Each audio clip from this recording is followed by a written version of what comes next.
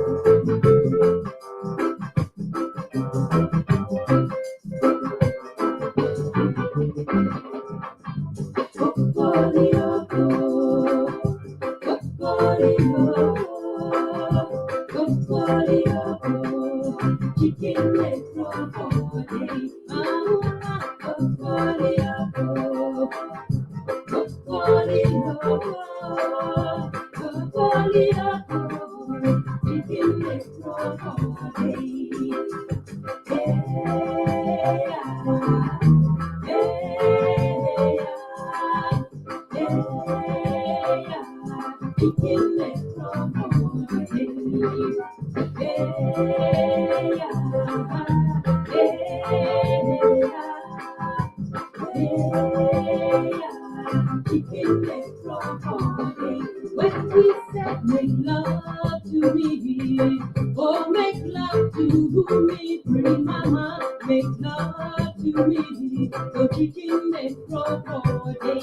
And I said, Ataya me love, oh, Ataya me love, Ataya me love, and chicken make grow for day. Hey, yeah.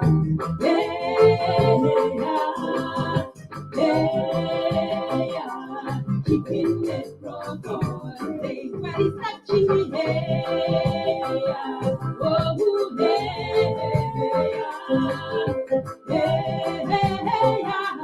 Chicken leg grow for day. Oh, baby, please. So tired. Oh, please, Papa. It's 5 o'clock in the morning. Okay, all right. Take it easy. Hey, yeah. Hey, yeah. Hey, yeah. Chicken leg grow for day. But it's touching me. Hey, yeah.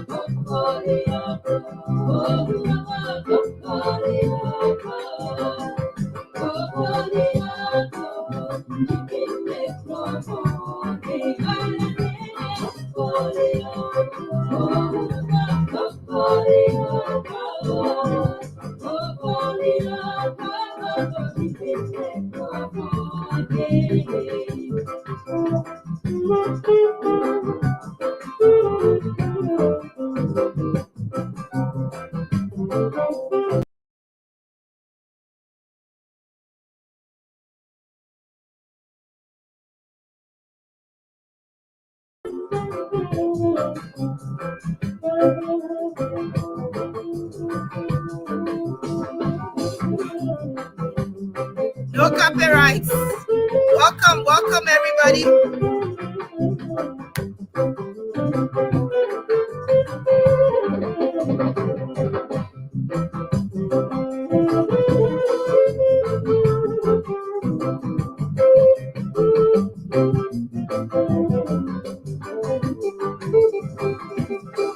The legend Yata Formula. Chicken they grow for day.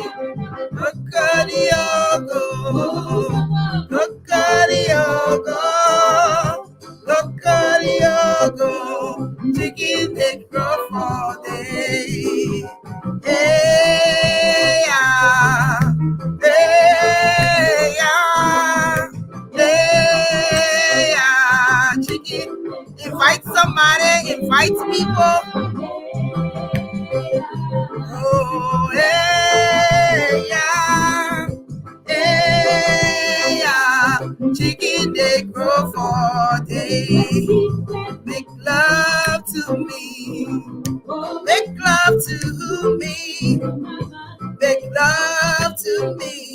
chicken they grow for day.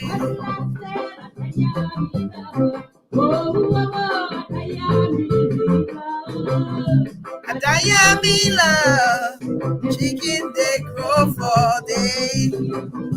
Yeah, yeah, yeah, chicken they grow for day.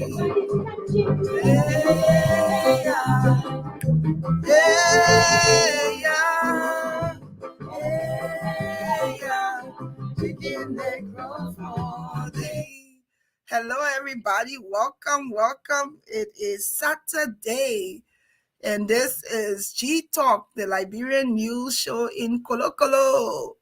But I want to say Happy New Year to all of you who have made it over. I want to encourage you to share this podcast today. It's going to be very important that you do that. I'll talk a little bit more about our guests, but this year, we're not only going to be doing colloquial news, we're going to be talking to people in our Liberian community who are making some huge impacts in society, in the lives of people, in the educational system, and they're also making impact also here in the diaspora. So we want to be able to do a one-on-one interview with each person that if we spot you, and what we're going to do is if we spot you and we think you're someone that we need to talk to and make sure our community knows about you and know what you're doing to support you, we will make a public request to you and say the next guest. So on this show today, whoever is going to be our guest, we're going to do this once a month because everyone is busy. I sincerely don't have the time, but I want to be able to share some good things about Liberian people. So we want to do this once a month where we'll highlight a Liberian, strictly Liberian, because it's a Kolo show. The only Liberian people that we're talking about, the people that, let me switch into my Kolo now. The people that are making big impact on those people. Those are the people we want to be able to talk to. Even the one that hearing us sitting there, I try and dress myself fine today because I found one coming here myself. I won't be looking for, you know what I'm talking about. You know what I mean? So let me give you some more Kolo news. So every month, if you hear and you're watching the Kolo show and you know some kind of Liberian person that you want us to talk to, what people you know, and people saying, oh, I know that person, who is the other person, send a name to me. Or if you hear today and there's somebody here watching and you want us to talk to the person in February, we don't have no guests here for February. So this is our January show. In February, we're going to be talking to someone here. We want to do every month. We want to highlight a Liberian person who's doing something very good in our community. Okay. Now to the Kolo news. You know, when we do Kolo, we got to sing the national anthem because the news is about Liberia. Oh, hey, Liberia, hey. Oh, hey, Liberia, hey. Enjoy. Long live Liberia, happy land. This home of glorious liberty by God's gunman. This home of glorious liberty by God's coming. I salute this national anthem. This show, when we started this show, we were talking about RRA, the road. And the road still bad. They face the road good. Some of the road, and when some of the picture them on the road, they say the people then want to get better. If you get better, you go on that road, you got to let your driver drive slowly. Take it small, because that road there, that road, they say the road feeling bad, and that small road there. So they show you it's dedicated to RRA, the highway people. They the road here. Our next show will show you the picture. This is why we came on to create awareness. They play it, if you see how they now face it, and it's still looking the scene. They say they face it for how many millions of dollars through some kind of Eastern company. But let me give some more news in Kolo before we bring our important guest on today. The woman, a fine woman, fine girl. That fine girl will come and talk to today. But I just want to tell you, she's not available. She's not available to any availability. You get it? So some of y'all who come here to this show, y'all can't get to know the woman here today, but she's not available to availability. Case closed. Okay, the news. Uncle Joe is back in Liberia. So we are now come back to Liberia. The two of them, they went out of the country, but they are back in Liberia now. They now come back to Liberia, to the country. As the way you know, everybody know Liberia get new president. The president is Joe Boyka. And the old president who leaving, he going, they are Joe Weah. Joe Weah is going. Samuel Tue is going behind him. Eugene Namwe is going behind him. And what other name? Rennie is going behind him. And what other people name? Sam Wulu going behind him. Marwan D she going. That one, they say Marwan D's, you know, that Kolo news here. Marwan, I beg you, don't can sue me. I'm going to no Kodo. Because they think I'm talking about just for fun or entertainment purposes. So they say Marwan was first because one newspaper man Segu went and told some things, some PP things about Marwan, and Marwan not like it. Marwan went last week. She called a court and they put Marwan, they put Segu in jail. But we hope Marwan will not go and be jailing all the newspaper people there. Because the people then get to talk. Free speech is important. If you don't want the people to talk bad thing about you, Marwan, don't do bad thing. If you do good thing, but my earring show, man, how you like my earring, fam? You know, they show that Kolo show every now and then we got to switch it. But Marwan first because they said the newspaper men were talking plenty of things. So Marwan went to court the small boy and I go tell the small boy they put him in jail. So Marwan, we want to make a public plea to you to please free the people's son. They like, bro, what we in, everybody needs to be also. You catching hard time, then you can tell the young man you put him in jail because the young man talk something there about you. Who can talk about people who they never talk about people? Even Jesus Christ, they don't talk about him. So Marwan, we begging you, don't put me in jail. But I just appealing to you, that small boy, let the boy go free, man. If you're doing good thing, they will tell you good thing. If you do bad thing, they will tell you bad thing. Not correct that. The boy catching hard time trying to make they want to, then you just grab him, put in jail because he said the boy was talking bad about you. So Marwan, we know you going, but free the boy. You going, man.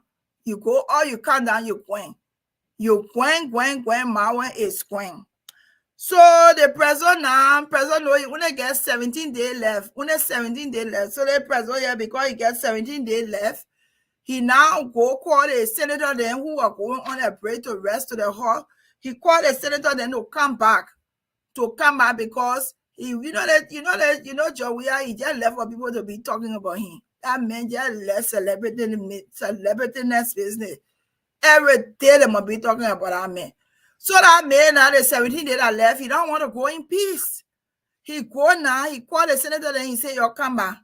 He go, even though on Monday he issued paper, he said, "No more, you must not employ anybody again. Nobody want to be working, nobody want to do this, nobody want to do other."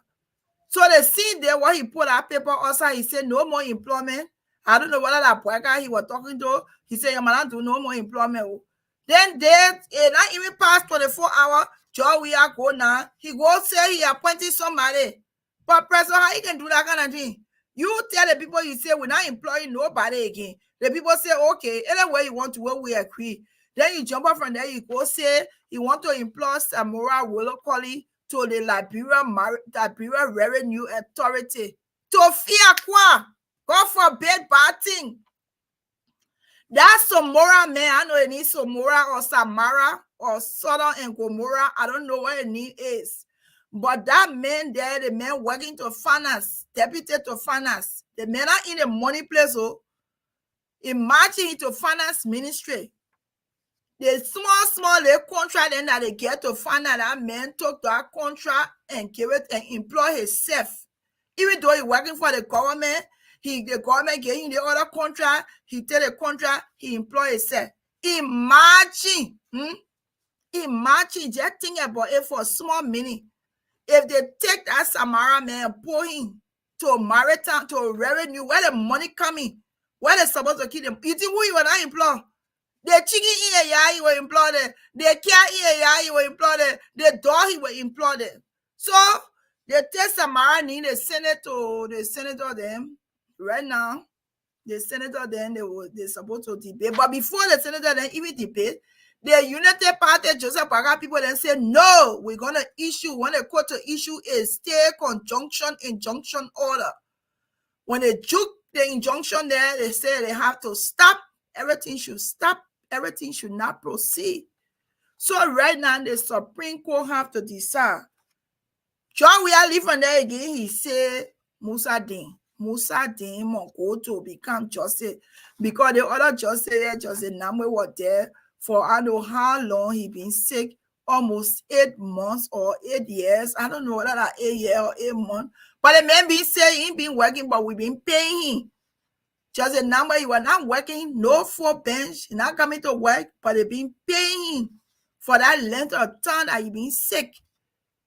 Joe, we are now one for Joe Parker to appoint the justice because he want to still be in a house where he can have some influence. The English people say he want to have influence on the decisions that will be made in the courthouse. So he go talking now, he say, Musa Din, but the mistake what he made, even Musa Din, I'm a relative, I know Musa Din for a long time. Even myself, yeah, I said no to Musa Din. I said no to Musa. Because all the time Musa being in that job, the people then been dying, things then been happening. Eh? And Musa just been quiet. That he the one that job we are say he should become and what a thing is, he should become justice.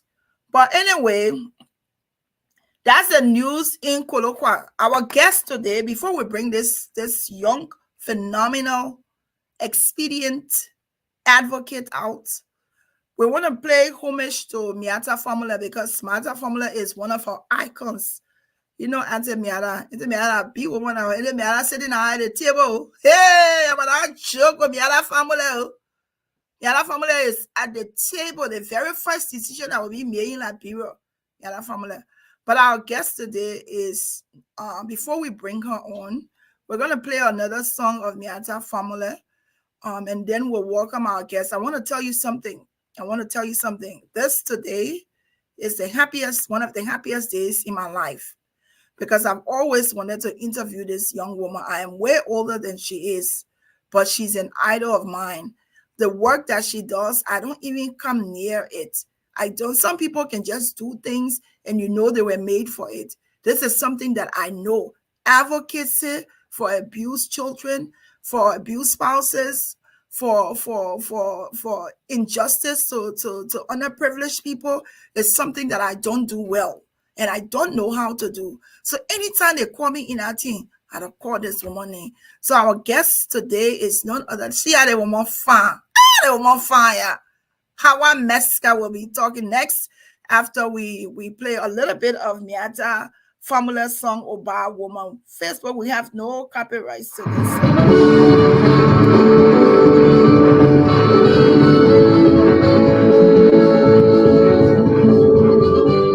President of Africa, Layman Hawa, calling all the women, every single woman, mother, auntie, or black, means woman. Let us unite.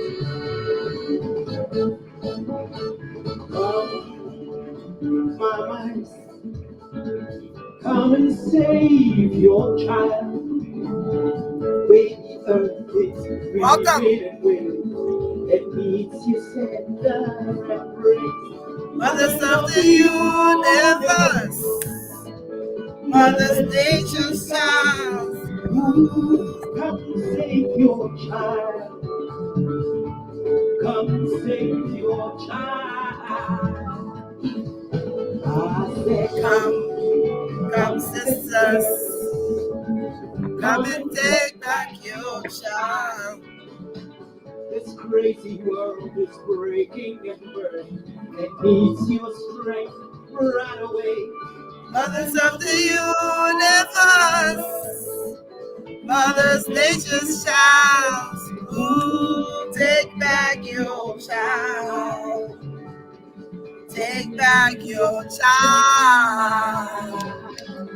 Oh, wow. This is our time. Oh, wow.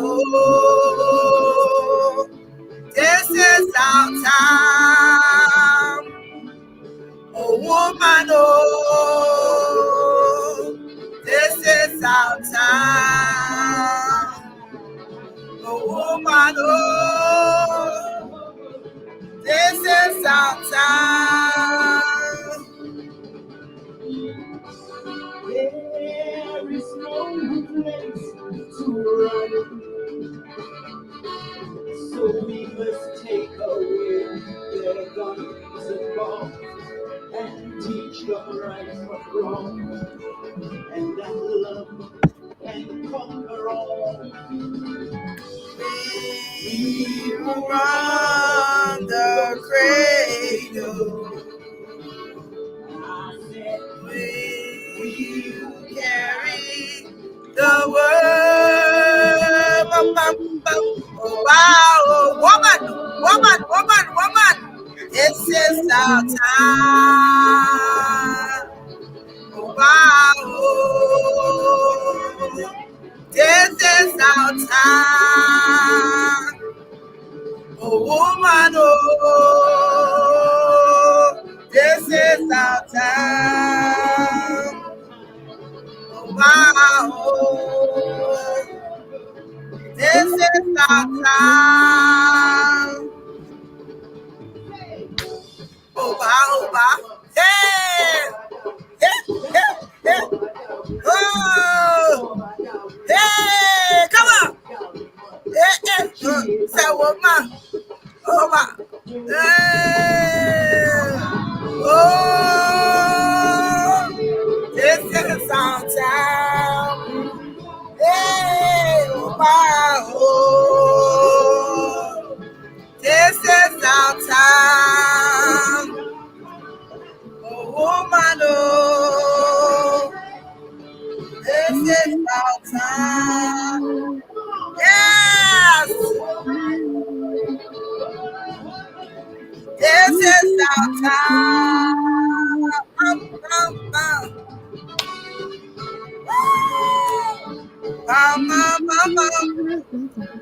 Yes. Welcome, everybody. Welcome, welcome, welcome. Hello, hello, hello.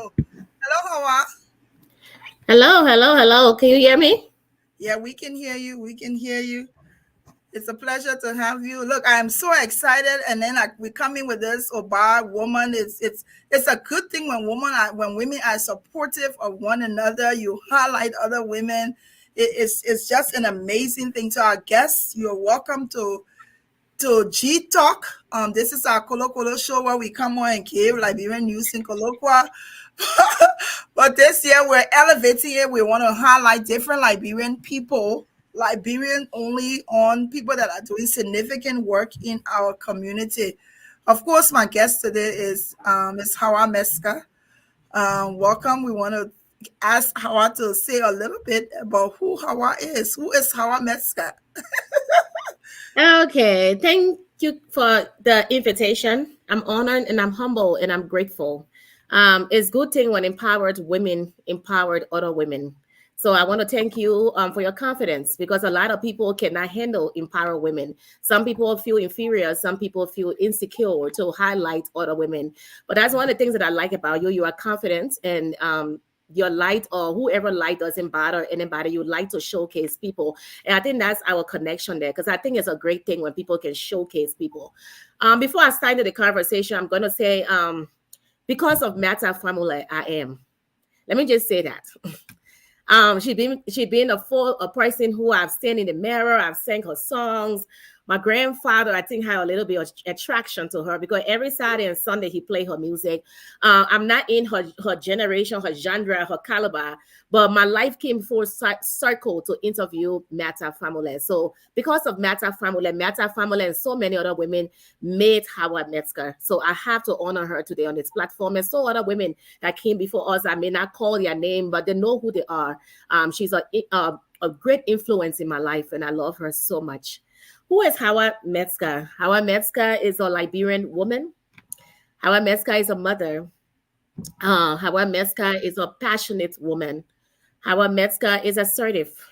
Hawa Metzger do what Hawa Metzger believe in. Hawa Metzger is a woman that has that may be looking rough on the outside, but has a heart in the inside. And I think I'm misunderstood most of the time because of that. But I'm just a woman who is intentional, who wants what she wants, who knows what she wants, and go for it. Beautiful, beautiful, Hawa Metzger. So today, and if you have questions, you're watching, and if you haven't had an opportunity to, so we want this time to be one of the reasons why we wanted Hawa to be our first guest this year. This is something that I've always wanted to do, and I always wanted to have an opportunity to interview Hawa because I'm telling you, she's an icon. She's someone that I love dearly. I admired her and I appreciate her for what she does for Liberia. So I wanted her to be the first. We want to be able to get to know her. Sometimes people do work and we don't know what they do. We don't know any personal story except what they do. We're not going to be invasive here. Even though that GeeTalk, we're not coming here, no G's here. We already not put a caveat up. We can get smudgies. There's no problem. Okay, but we wanted to talk to Hawa. Hawa has told us a little bit. Want to hear about your growing up in Liberia as a young child. Tell us a little bit about growing up in Liberia. Growing up in Liberia was for the most I can remember was fun times, but then there was also mixed feelings about growing up, especially when you're a child who live from one place to another. And not with your biological parents. So it was a mixed feelings that I've always had, living with grandparents and then living with an aunt who cared for me so much and took care of me so much. But I always had that deeper feeling inside of me, about my biological parents. So I would say it was a pros and cons living in Liberia. Most of my childhood was fun, but most of it wasn't because I had estranged parents. Okay. I'll say that. So when you talk about your grandparents and living with your grandparents, some of us had grandparents in our lives. A grandparent, you almost look at them as loving you even way more than your parents. So it's a good thing that we have. I was a favorite of my grandmother. I learned a lot of stuff from her, cooking, baking, sewing, all those things I learned from her. But I want to hear about what role were they playing in Liberia at the time. So who was your grandfather? What was he doing? Who was your grandmother? Want to hear a little bit because I want to be able to connect their growing up and their position in society, how it has influenced you today. My grandfather was one of the first Liberian notary public in Liberia. He had a brother who was more famous than him, a Supreme Court magistrate. So he used to come to my uncle Bill Metzger, used to come to the house in Kolo all the time. They're talking about law and justice and all those people. But people don't know how sometimes when children listen to people's conversation, some of those things can influence children. So I love the fact that my grandparents were always people that people could come to. People always came to them for something, whether it was advice, whether it was helping them with just basic needs, whether it was good counsel, what is about marriage. But the house that I live in, Kawa, was always an open door policy. People was always flooding in it. And then my grandmother, I had the best of both lives. Both grandparents were married 56 years. Wow. One was a devoted Episcopalian and one was a Muslim. So I learned the best of both worlds, like going to Episcopal school, going to Catholic school, learning all the things of the Episcopal Church, being confirmed, baptized, and I had the privilege of being one of the last people that Bishop Brown baptized, confirmed in the Episcopal Church at Trinity Cathedral. And then coming home and on Ramadan and other Muslim festivities wearing a hijab.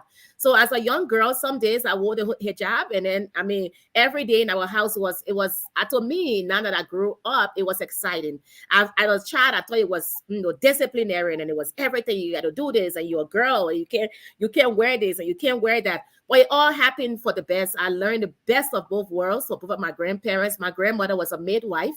So she used to deliver almost all the people that have children coming up with me. Their children were delivered by her. I used to be the little girl that would bring the hot water. I go make the hot water. I bring the hot water in the tower. And I stand there 13, 14 years old and women are giving birth.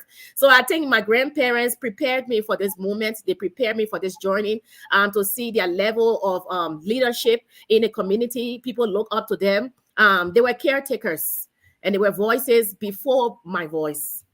Yeah. So I want to touch a little bit on you growing up in a home where you have both worlds.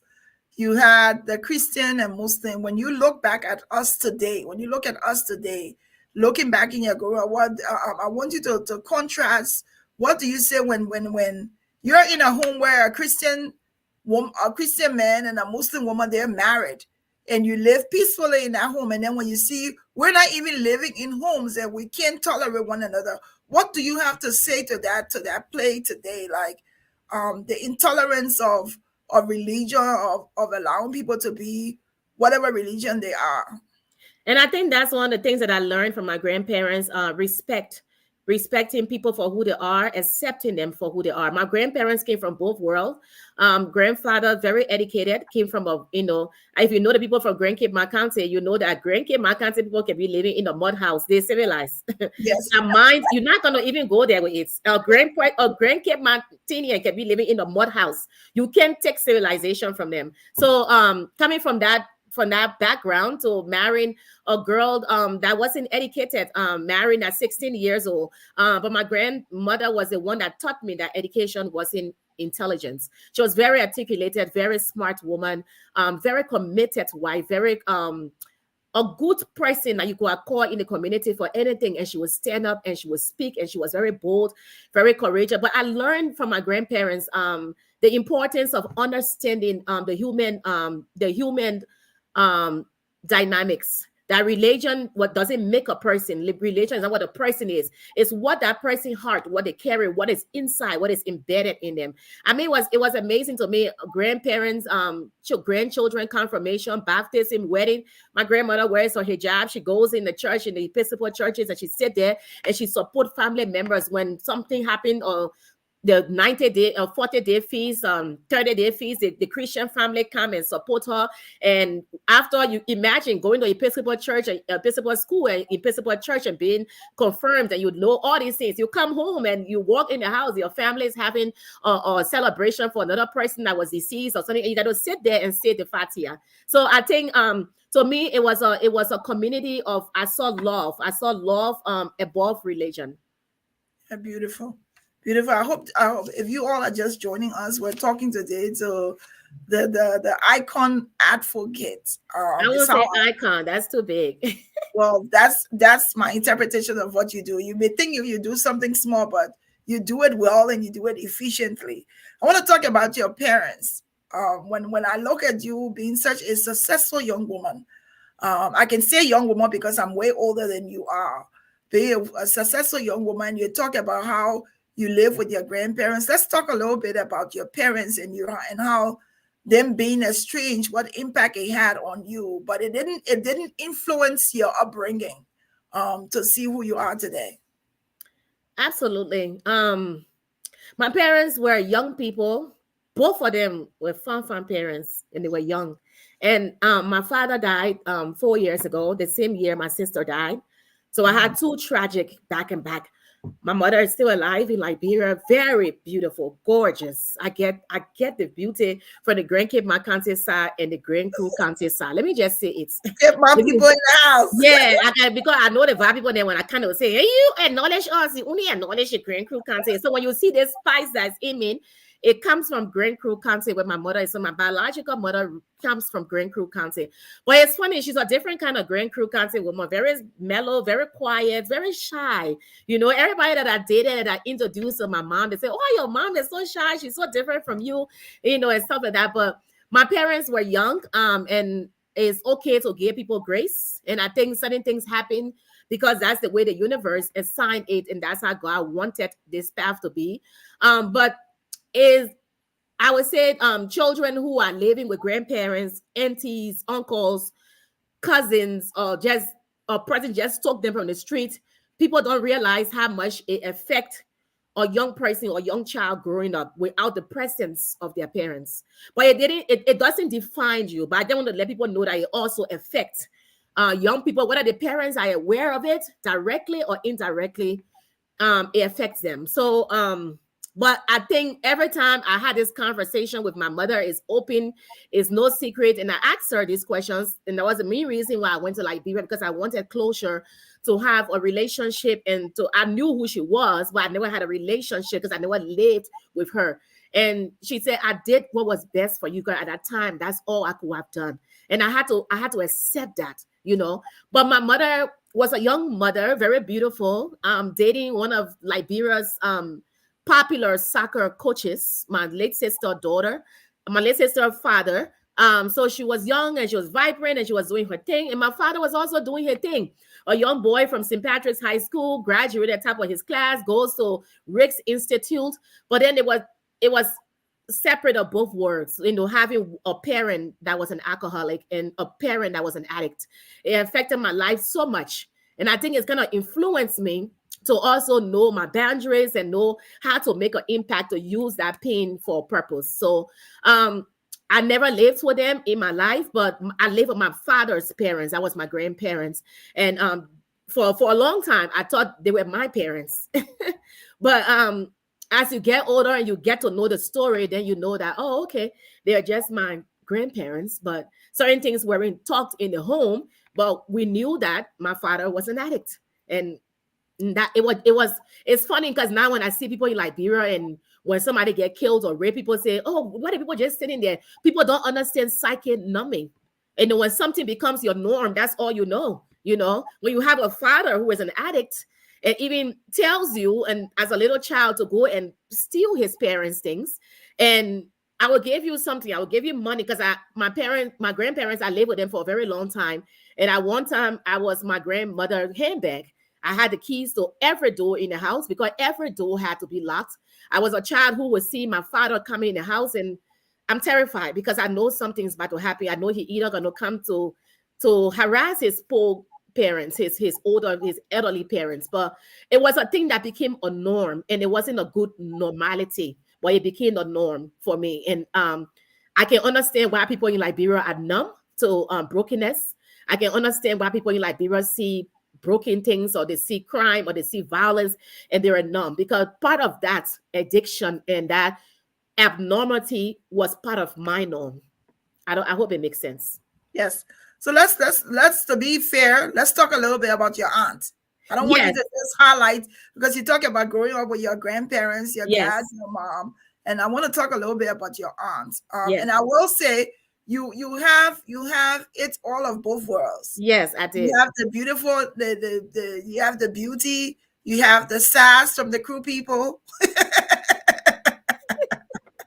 The vibe people, beauty, and the sass from the crew people, you got it. So you got everything, a little bit of every, well, but to see that you, as you tell your story, it's phenomenal, because some people allow their stories to impact their growth. Mm-hmm. And your story has given you strength. Your father was an addict.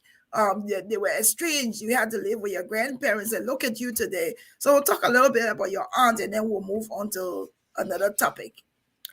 So my aunt is probably my lifesaver, because I live with grandparents who are, from realizing as a child who I am, I think I started living with them when they were in their. So Caroline is saying white people are beautiful but lazy. Is that true? That's a stereotype, but we're not going to go there. I mean, people say Pele people are stupid, but I dated one of the nicest Pele men in the world. There you go. Now you got the story. Yeah, he's very smart.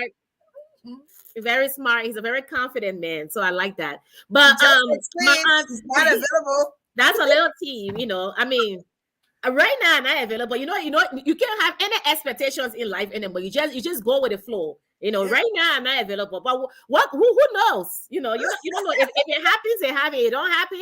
Then I don't want to get in trouble with the better people here today. I beg you. You know, not all white people are lazy, but that's a stereotype. But you know, we're not gonna go there, because I had strong grandparents who were Vi, Gola, a little bit of, you know, Mandingo, free time blood in them, but they were hard working, worked their butt off, you know. So let me just clarify that. But my auntie was my lifesaver.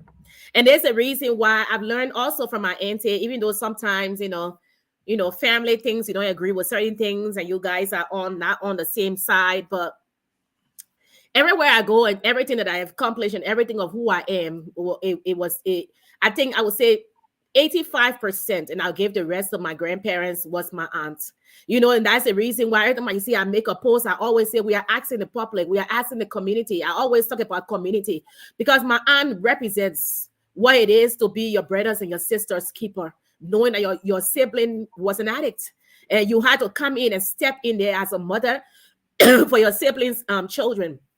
So in the beginning of the stage, my mother try her best, because and now we have so many opportunities with women. When you're a single mom, you can go, especially in America, you can go to the state, they can give you resources, you can get scholarships, you can go back to school, you can be self-sufficient. During those times when young women were having children, they didn't have those opportunities. Because I say my mother is also a reflection of example of not having opportunities in society and not having a holistic approach. Now that I see it as from a professional standpoint. So my aunt was one of those people who were very significant in my life and still significant in my life, and still, whether she knows it or not, or whether she gets it or understands it, I call her my lifesaver. So my mom tried for a little bit, took me into one of her aunts in Newtown.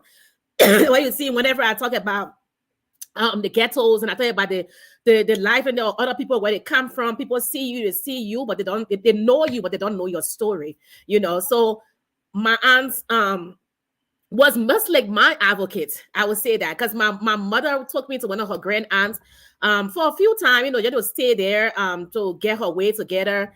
And there was a thing in this community that the woman was a witchcraft. Liberian people, once an old person living by themselves. In this country, old people live by themselves. They call it independent living. But once people old, they live by themselves in Liberia, they're walking with a stake, or they lose some kind of weight, and that person is a witch. We have that mentality. But I would say she never hurt me. She never harmed me. And I can remember too many things because I was a little bit young, but for the most I can remember, I know that it was a woman that loved me. So being there, and one of my aunt's friend going in the community just happened to see me and say, "Is that Edwin's daughter?" My father's name was Edwin, actually. And most people don't know this. My father came one day, he was drunk one day to my grandparents' house, and he was like, why you give my children and they need they cannot name it. I cannot name my children. And so my sister and I laugh, and I'm like, we're already old like this. You're gonna name us. We already have our name. So most people don't know my middle name is Edna. I don't like that name because I feel like it's an old woman name. And I never see any young person with a name Edna. So I just never use that name, but it's my middle name. And most of the people that know me personally, they will call me Hem, Hem. Most of my classmates, B.W. Harris Episcopal School, people that know me. After the war, St. Teresa's Convent, I went to SDA Adventist High School for a little bit. So most of my close friends will call me Hem, or they will call me HM. But I've never used that name because it just reminded me of the way my dad just came one day, all not together, and say he giving us name.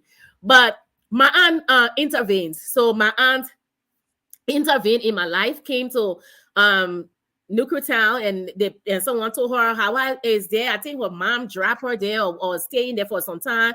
She just looked dirty. She looked sick. And they said I used to sit outside in Town and eat the rare rocks, and that's one of how her friend described it. And not a good situation. But my mom did her best. I just want to put that out there. I'm not shaming her. I'm not discrediting her. People got to do what people got to do. And if you need help, it's okay to go out and ask for help. So my aunt intervened, and as my grandparents were ailing and became frail, with all the nieces and nephews in Liberia, for some reason, my aunt just said, Hawa is my only child. And she adopted me. And that's how I came to the United States, because of her aunt who intervened. So every time I think about, did somebody tell me a story, and I say, I'm so tired. I don't want to post that story. I don't want to talk about the other rape story again. My aunt comes to my mind. What if? It comes to my mind. What if? Why you don't carry that story? So if you see me posting on social media so much about cases and about issues, my conscience is telling me, what if that child's story is not shared? That somebody can help that child to change their story, like I have my aunt change my story for a long time, and still is. People can give birth to children for 9 months, but the people, the intervenist person, the person who do the intervention, the person who mold the child, the person who clothe the child, the person who feed the child is very crucial in the child's life. So if I'm naming parents, I can't name parents without naming my aunt. Yeah. She is probably the only mother that I know. Beautiful. Beautiful, beautiful story. We're talking to Hawa Metzger. We're getting to know a little bit more about Hawa. Do some spice, man. Don't make me look and cry yet. Do some spice for me, yeah.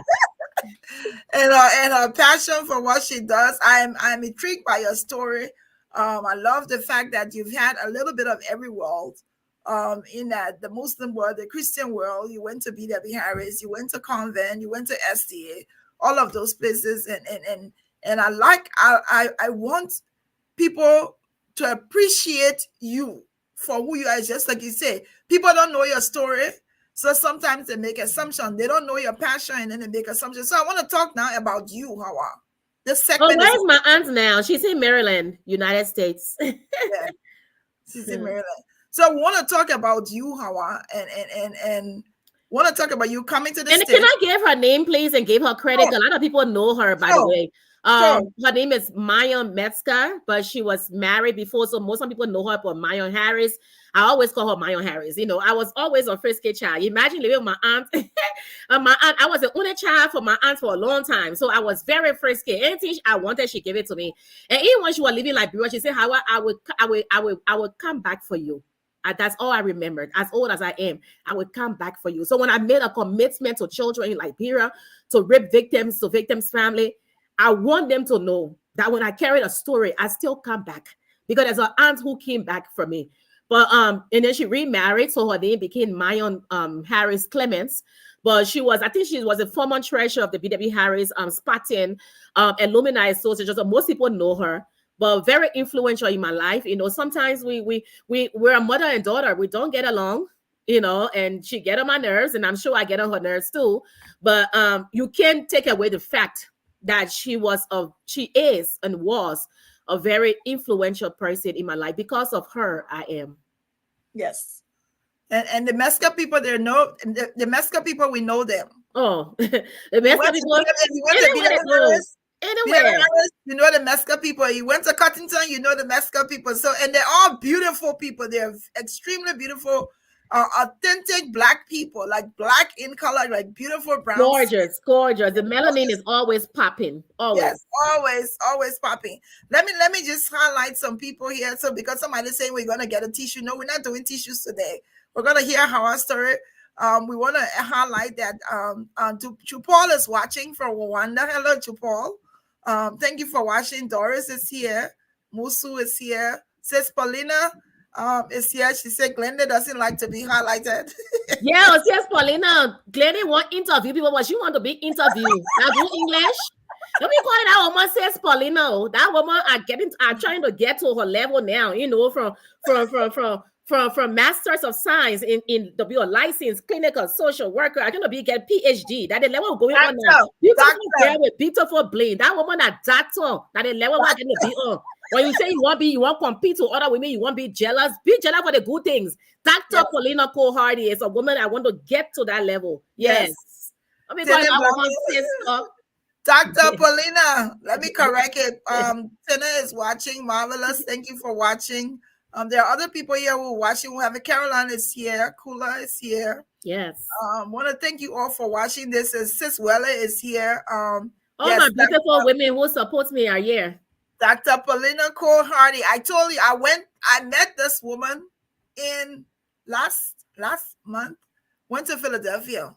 I am telling you, you know, there are some people where we're switching off now. You know, there are some people who, when they're beautiful, like I met Hawa. Hawa is an exact of her, the way she looks on TV, on Facebook. I'm a stand.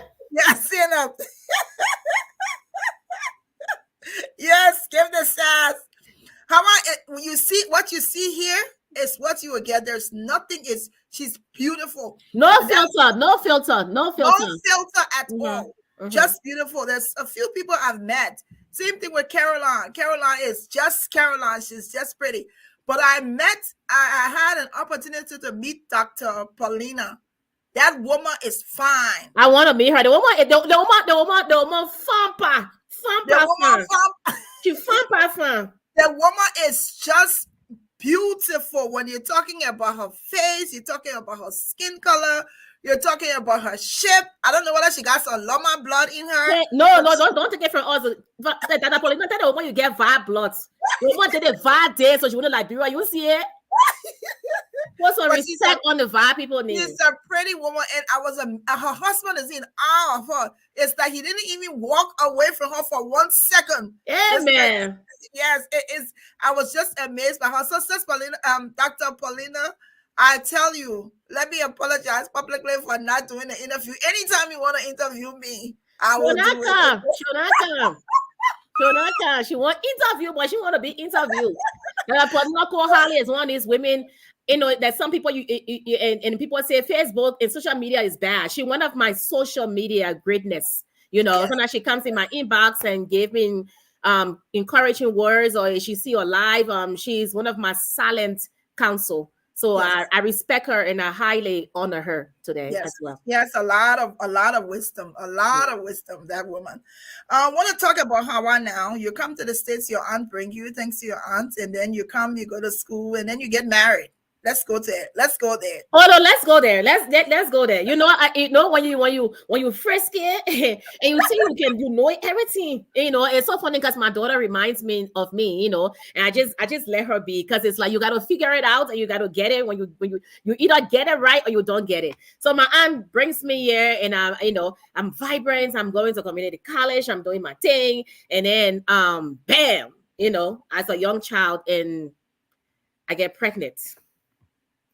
And I don't know some of y'all, but some people, family really put pressure on them or what they have to show on the outside. And I'm not saying all family members, but some people judge young girls who make a mistake. And I wouldn't say I made the right decision at the right time, because no child is a mistake.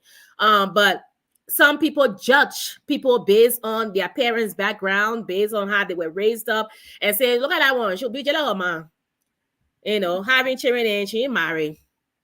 And you're leaving the children in with people. When people see people children, all you see, I don't judge people who give their children to people. Once that child is safe and in a safe environment, I don't judge, because I don't know that woman's story. I don't know what she encountered. I don't know what her journey was. I don't know. And some things are sometimes better in the interests of the child, and I made a mistake, and I think one of the things of having my daughter at an early age made me to push me to go forward, to beat the odds of society, to not be part of that statistics. That women that have children, or young girls that make a mistake at a teen age and have a child, they would be nothing. They would just be having children all over the place. They would be born all over the place. They would have children by different fathers. They would not finish school. I beat the odds. And I beat the odds with I wanted the odds to be exceptional. So everything I did, I had to be first. I had to be on top of it. So today, as I carry this story, I want young women to know, if you're sitting now in the shoe I was sitting in, it is not your story. It doesn't end here. I don't care what anybody say. Your father was an addict. Your mom can sleep all over. She didn't get you got 4 or 5 children. Even if you marry and divorce 3 or 4 times, it is your story. And you get to identify and take that story. And wherever you want to carry it, you can still have a child, no matter what family members or friends say about you. And people can tell you, you can get frustrated and go and live in the streets and live. I'm telling my story now. And live with roommates and don't have a car and ride 2 buses, and you got to drop your child to the daycare before you go to work. But you can still say, I'm going to take 1 or 2 classes. Just start with it. And you will graduate with honors. Even when you don't believe, you have to believe in yourself. Today, I sat down and I work at a school to be the only Black woman at my school, a licensed clinical social worker. I did that because I wanted my daughters to understand that is not what people say. And it's okay, people can make mistakes. It's what you do with your mistakes and how you define yourself in the mistakes, even when nobody believes. So then I had this child. Later on, family came in and they helped me. But in the beginning, I will say, in my own truth, that I was ostracized for a while. And two young parents confused and they didn't even know what to do and never experienced that my grandmother was a midwife. I bring the water in the room in Cardwell and she delivered babies on Cardwell and Camp Johnson Road, but I don't know about the neighbor string and all the other things I know. And and I was terrified as a child even watching that. But I will say, we tried our best as young parents so I mean, I was so naive having a child at a young age that one day the baby belly button, the neighbor string dropped. I called 911 in Washington, D.C. I used to live in D.C. and I called 911. And when you're living in D.C. during those times, I think it still happens or whatever. If you live in a high-rise building and you call 911, for some reason, the fire service people then would just come. So I had almost like 15 people in my apartment. What happened to the baby? I said, my baby, I woke up in the morning and the baby, the stuff on the stomach is not there. And this African-American police officer was like, girl, where's your mama? Because you should know this. I was like, I don't know. So it's like all those things then today, my daughter is like doing her thing in college and doing her own thing. But I learned a lot of things. And then went to one of my friends from school. We're going to school. She's getting married. She said, Hawa, you got to stay in this wedding. I was like, oh, girl, I just stood in one wedding anyway. And then for my aunt's, I should send you that picture actually, but I think I can send it to you if it's not too late. I was my aunt's flower girl in her wedding. Okay. So I've been there from the beginning. Everything my aunt did, she included me in it. When she found this guy and she was getting married, she was like, why don't I look for a flower girl? And my daughter is my flower girl. So I will look for that picture and send it to you so you can show it to the audience and turn around and look at the picture, all her pictures in the wedding. I was never looking. I was just like this. I always been a curious, inquisitive person, so she always say, how I look at all the pictures that you never were not even looking. You were just looking all over the place. I was just so like, wow, look, look how beautiful she is. She's getting married. She was young, got out of high school, and all that stuff and found her husband. But to get back on topic, I meet this guy, at a wedding. My friend introduced us. We're young and we meet, and I think he joined the Marine Corps at 19 or 18 years old, and that's the only life he knows. For all his life, he's joined the United States Marine Corps. And then I meet him, and it's all great. And we are traveling, and we're going to the other station, and we're doing the other thing, and we're just living our best life. And then something happened. And something happened in reference to domestic violence that happened. And it was bad. It was crazy. It was horrific. It was violent. It was all kinds of stuff. Yeah, it says Agnes said, get the tissue. We're going to get the tissue because Glennie, you want to put me in a situation that I can't handle, and I'm not going to have it. Yeah, I dressed too fine. I put my makeup on. Dressed too fine for you to come. Yeah. So anyway, it was life lessons, and that's the main reason why I'm very big on the violations against women and children, especially women who don't have a voice, and it's sad because I came from Liberia with the Liberian mentality that, every time something happens, you call family, and then the family say, why would you even call the police? And family members will even judge you. Why would you even do that?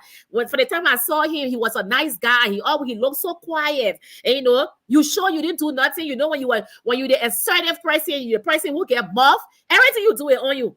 Nobody can blame the other person. The quiet person never get in trouble. That only the first people there, the people that will get more can get in trouble. So I was blamed for a lot of things. And I know some family members and they are watching, or their video will be shared with them. They will hear it. I just want them to know that I survived, because some of them even told me when I called to explain my abuse to them, they say, go to counseling, go to the pastor. Let's pray about it. How are you sure you didn't do anything? What would make him to do that? There is no justification for domestic violence. There's no reason. There is no cause for anybody to abuse a woman or a man, because women do abuse men too. But after that, the divorce happened. I put in for the divorce because I understood my value, my worth, and it took me a long time to understand that. Yes. And you see, most people, when they're going through a crisis, they're going through a process. Your job is to give support. Your job is to help them. Your job is to encourage them and let them know a person is present. One of the main reasons why women stay in abuse or men will stay in certain circumstances because they really don't have a safe place or who to talk to, because they're fear of judgment, they're fear of starting over. They fear what society is going to say to them. But I must have the courage to people that help me. As many people that helped me, they were strangers that helped me. Other military wives, military spouses that helped me to get me to that place to understand. The crazy part about it, I met a woman, and now she's my friend on Facebook. Most people don't know that. Orita Zina was one of the women that we connected through military. I think hopefully she will be watching this video. The first Liberian family that I met in the United States military corps was Orita Zina and her husband. And that day was a dark place for me, very dark. And it's funny because my ex was the one that met the husband on the base, and she said, I saw the man with a name, the last name is Zina, and I think they're African. You know, I was like, oh, get that number so we can connect them. Not knowing I was connecting with a woman who was going to be part of saving me from domestic violence. So there was a night that came, and Orita Zina and her husband, I guess, you know, they were in this whole talking to other, they were older than us. You know, her husband joined the military late. I don't want to go through all their personal thing, but they were older, big sister and big brother to us. And they came one night and it was terrible. It was horrible, horrible, horrible. When my daughter called the police, I'm splitting this story because I want women to know that people can be going through stuff and there's no face. Yes. They can come out in public and they can make it a scene that everything is okay, and it's not okay. And it's okay. It's okay to not be okay. But you have to be able to save yourself, and you have to be able to get up from whatever you're going through and muster that courage to get back on your feet and be self-sufficient. So there was a day I was in a dark place and I wanted to take my life. I don't think anybody knows this story about me, but Orita Zina knows this story. And she said, how I know you're not going to do it. We're going to make sure you're going to get help. That's one of the reasons why I got into social work. Because, and it's funny, I've never heard this story anywhere. You got to have people who are your confidants. Yes. Most people will carry this story. And I know with me putting my face out there, being in the advocacy, if Orita Zina was any other woman, this story would have been all over. Yes. But then she told me, she said, Hawa, I'm your big sister. We live here together. There's no other African person here. You would not do it. And I told her, I said, well, when something happened to me, just let my family know and take care of my children. And she said, no. She said, Hawa, I've gone through a lot of things with men. I even dated men where I walked in and met them with women naked, and I still live. You can still live. So on this platform today, I want to give credit. You know, Liberian people think they know people, they know everybody. I know during the elections when I was talking about George Weah, and I will critique, and doing some criticism to Mr. Cummings and the ANC people, they would come and they would attack. And if you guys notice, Liberian people, you don't notice, Orita Zina never attacked me because it was bigger than Facebook. We knew ourselves in real life. So I just want to give a credit to her. Thank you. This platform today for a Liberian woman that I met in a strange state living on a military compound of what happened to me. Orita Zina knows that story. And she was like, no, I'm not going to sit here and let this happen. And I can't tell the story when nobody there. We're going to call the law. We're going to report this. We're going to make sure you get help. And she and her husband, Mr. Jackson Zina, they came in my life at the right time, the right place. I want people to see people on Facebook. They think people that they are friends. They carry news to people. They want to be throwing hymns. And I said, they don't even know how much I know Orita Zina. When people want to come and attack me for politics, they don't even know beyond how people know people. But it was because before there was Facebook, Orita Zina knows me and she knows my story. And I want to say in a public manner, most people will carry your story before they will help you. Most people will go and talk about your story before they will speak for you. Most people will not offer help and intervention, but they will carry that story.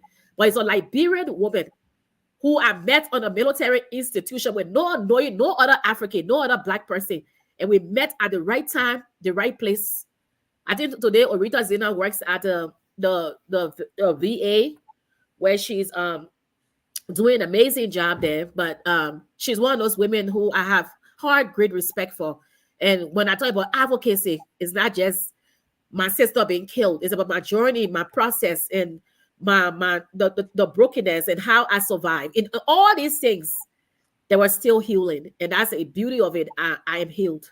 So I want to give credit to her. And Orita Zina. No, she's my friend on Facebook. She will see this video. Don't worry. I will show it to her. Yeah, her husband, sister Bobby is but she's my big sister, a beautiful woman. It's crazy. Our journey in our relationship. I don't care how long I don't talk to them. If I call them one day, it's like we've been talking forever. And it was so funny. They moved out of base and we started living. And I moved out of base and the divorce happened and all the craziness happened. We had to go to court. They had to do witness statements and all that stuff for me. And then life got over, and I moved into my own place and never dated for 7 years. I was just in a dark place. And she would say, Hawa, come over, let's cook. And we'll put music on. And then she would say, and then I like her confidence as a woman too. Let me just say that. Yeah. She not know women that well, when people come to your house, we are not thinking the person want your man. We'll put music on with dance. She would dance with her husband. She would say, Jackson, dance with Hawa too now. Because Hawa is single, we get married for Hawa. So Jackson, your big brother would dance with you. So she was one of those women who was very confident. Some women would be insecure when an attractive woman enter their home, or a woman that just, maybe, for your definition, she's beautiful, she got a nice body. Some women are insecure, but Orita Zina, every time, sometimes she will even tell me the key under the doormat. You must come there. I mean, not everybody you can open your home to like that. Let's be clear, because with this pele man, nobody coming can stay here. Nobody coming here. Nobody coming here. But I just want to say that there are people who, when you see them and they are good people, they got good character, they got good background, good behavior. You can also be comfortable to allow them in your space. And that house was my house. So now we go there. With her husband there, I take up my food, I carry it, I call her, I eat her husband, I carry food. They were my anger, my covering through my pain. So I just want to say that. Thank you so much, Arita. We are also friends on Facebook. Okay. But there's two things I want to highlight here. We'll talk about before we go to the last segment of the interview. I want to talk about, you mentioned about the stereotyping of someone, a young woman who becomes pregnant.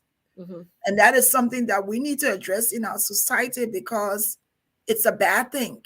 Yes. Some young kids, people make mistakes, and and you don't want to. And then sometimes you have, because of parental guidance or because you're afraid of your parents, some children end up going and having an abortion and doing other things because they're so afraid of what their parents will say. I'll tell you a little story.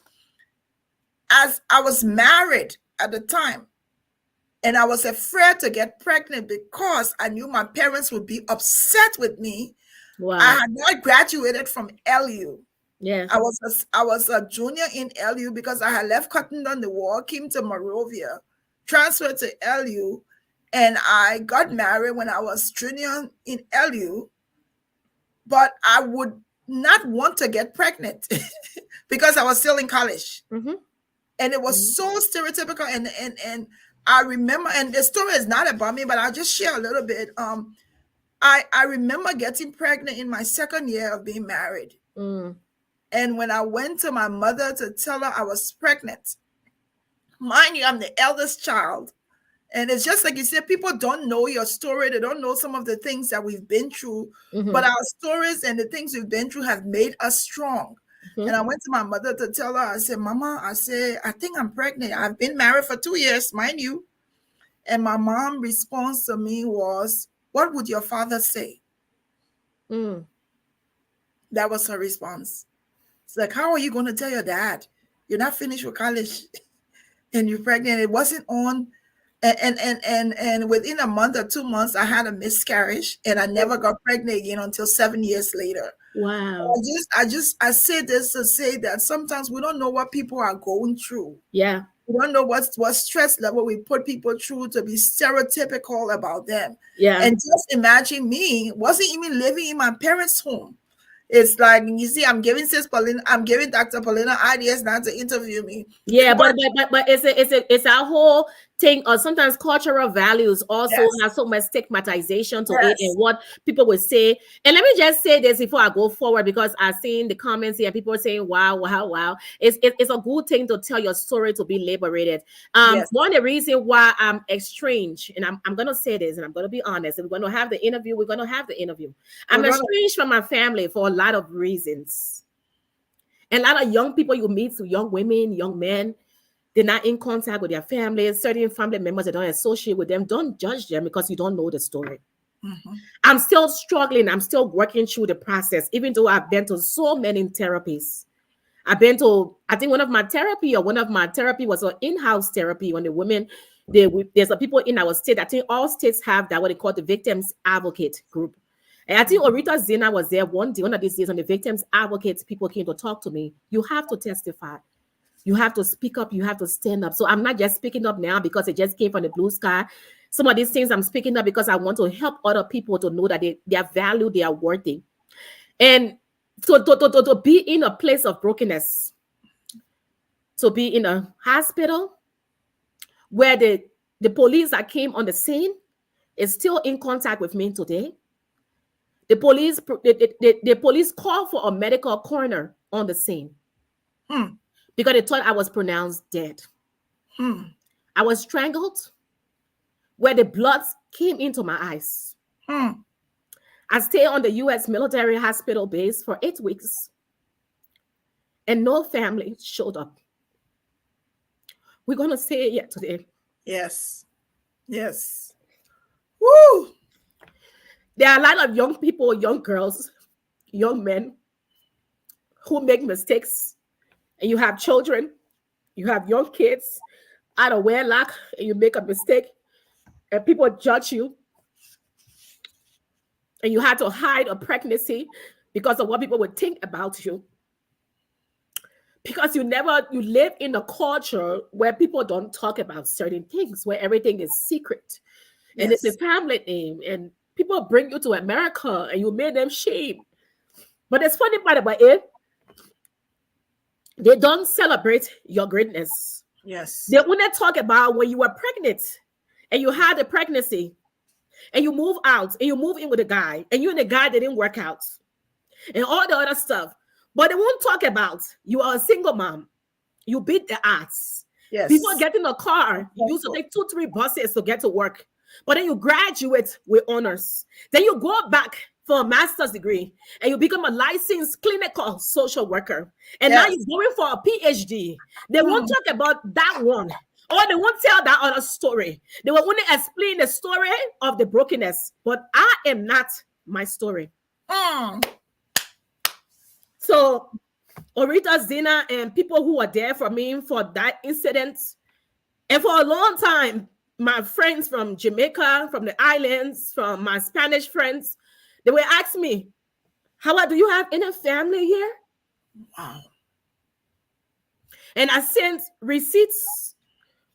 I sent receipts of my divorce decree. I sent receipts of what happened. And people were still asking me, why you didn't call us first? Why do you call family?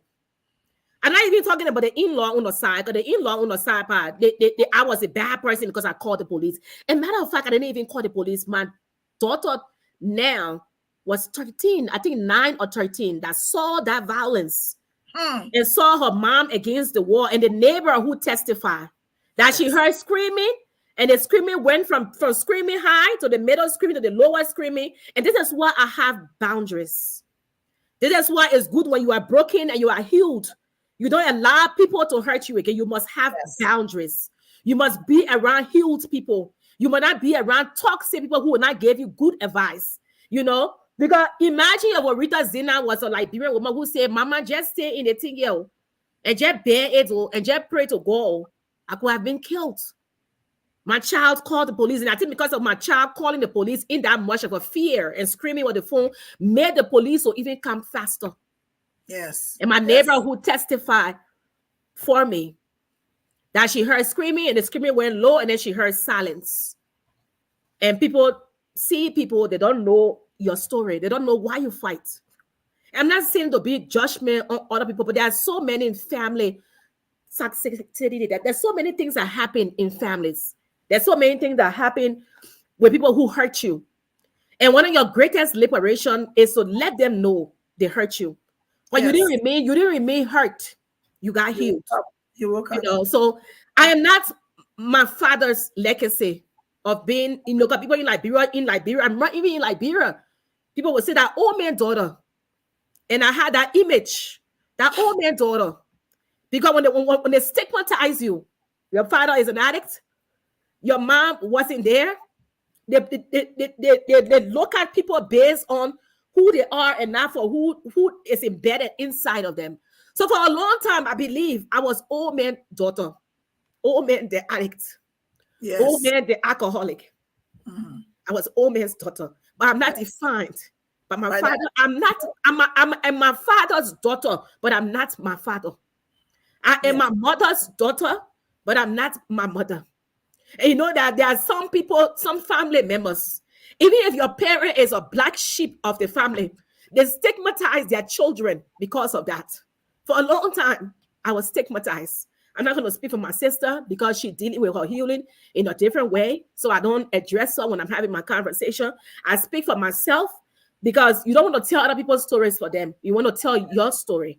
So for a long time, that's how I felt. Imagine I graduated at 16 years old in Liberia. Some of my classmates were not my age. Everything I did was to beat the odds, to let society know woman's daughter can be better. But they still called you the addict's daughter, the addict's child, the black sheep child. So I'm estranged for many reasons because people have to take accountability of how they hurt them. And when people tell you their story, your job is not to say that story is not the story because you weren't there. Your job is to give them support. Your job is to be there for them. Your job is to support them in that process and not to tell them what their story was because it's not your story. So yeah, I don't know crying for the data. Let's get into a Google conversation. So let's. I want to play this song. Let's dance a little bit. Let's clear the air a little bit because we have a lot. Believe it or not, I have a lot and a lot of things, and it's good to tell your story. And so that's why you see me sometimes. I'm very open with where I am now. And you know what's so funny? Half of the stories I ain't even talking yet. Yes. So let's dance. You know how I love to dance. Let me play. I have a very big God. Okay. What's that say?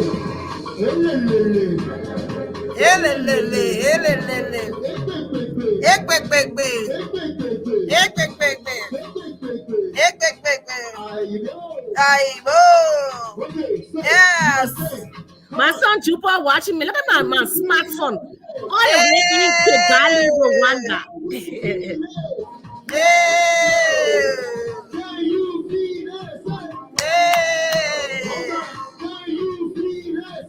Thank you, Lamo. I appreciate you.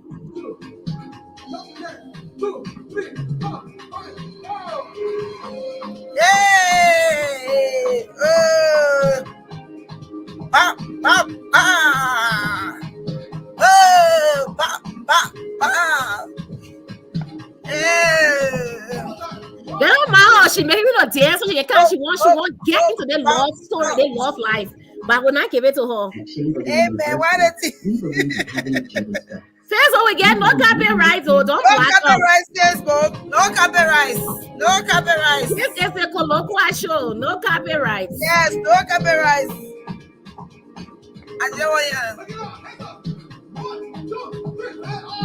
I have a very big God.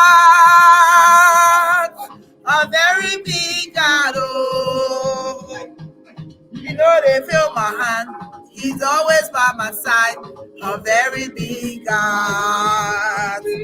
I have a very big God. A very big God. Oh. You know they for my hand. He's always by my side. A very big God. That's the dance. Oh. Usually that's that. Oh. I hope I'm doing it right. Listen. So you go like this. Round. Round. This. Oh, round. This and then this. Okay. Yeah, then up. This. Hey. Okay. That's the Okay. All right. We have a very big God. That's right.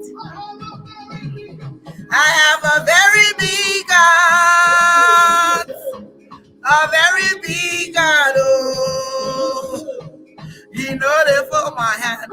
He's always by my side. A very big God. I have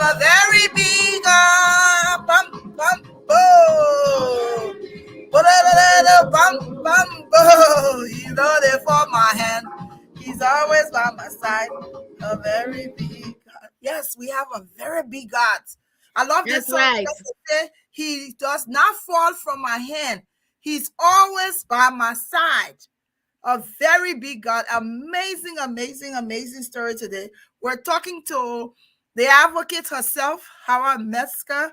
We're asking questions. It's a one-on-one chat with Hawa, getting to know her story, getting to know why she's so passionate. I always tell people, I am not my story. That's right. My story is me. That's And so right. I direct the way I want my story to go and the way I want my story to be told. Some people try, like the other day, before we started the next segment, somebody posted, I guess I was irritating them with all this Joe Boyka stuff. So they decided to post and said, if I was focused on my marriage, apparently they wanted to say, if you the way you supporting Joe Boyka, if you were focusing on your marriage like that, you probably wouldn't be divorced. But they always know your story. They're not even living in the house, so they know more story than you. But Yeah. they know more. But the funny thing about that story, he was 3 years late. I'm 3 years divorced. I just celebrated my 3rd divorce anniversary. When I say celebrated, I celebrate. Every year I make sure on that day, my kids and I, we go out, we eat heavily. Yeah, married for 10 years, by the way. Married for 10 years. And people would say, look at that one, she passing around. I remember on Facebook Live speaking for justice. She ain't get no husband. And the husband don't even, when she said, her children, they come from, they didn't know your story, but they can tell you more than you. Want to tell But they story. don't know yet that, okay, they will not talk about the power. She was married for 10 years. But she also filed her own divorce because my life was worth it and more important. And the security of my children valued me than staying in a marriage. I had everything. I mean, people that know me, Orita Zina, they know me. They came to my house and knew what I had. The big house that I had, the 2-car garage. I had all of that. And there's nothing designer that I didn't wear. I have witnesses to prove that. But was that important within my life? You know, and then there are people when you're going through things that you even crying for help. You know, people can cry for help silently without showing you. But everybody wanted to gossip when it was going on, a divorce or being somewhere. Oh, I had so many calls. I just come to check on you. They're not everybody going to check on you, even come to check on you. They want to hear the gossip. But when you get to your lowest of your low, they are not there.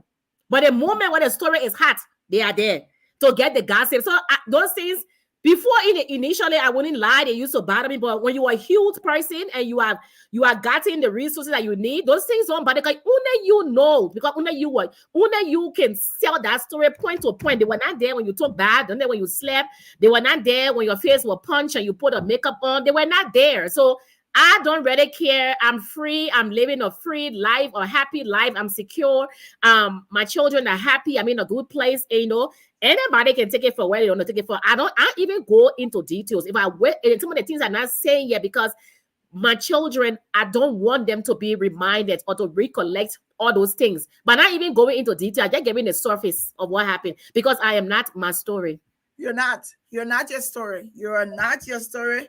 Your story is you, and you direct the way you want your story to go. And nobody can shame anybody from their story. Nobody can shame it because you've lived it and you're telling it. And one of the reasons why I like for people to tell, and this year is going to be a lot.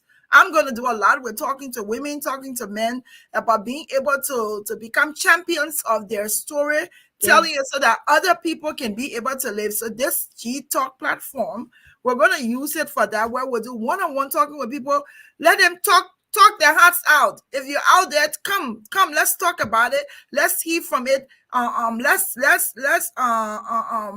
Let other people learn about you and also appreciate who you are. But no one can shame anybody for this. I've already lived it. You can't. Well, people tried, but they will keep trying, but they can't. Nobody can shame me nobody can shame me because that is story. That's who I am. It's part of me, so nobody can shame that. Yes. Yeah. So we want to go now to this phenomenal icon advocate. Want to talk a little bit about the lady. Let me hide this banner so you can see it. The Lady Justice Center, because this embeds all of the work that Hawa does, and we've learned a little bit more than we knew about Hawa.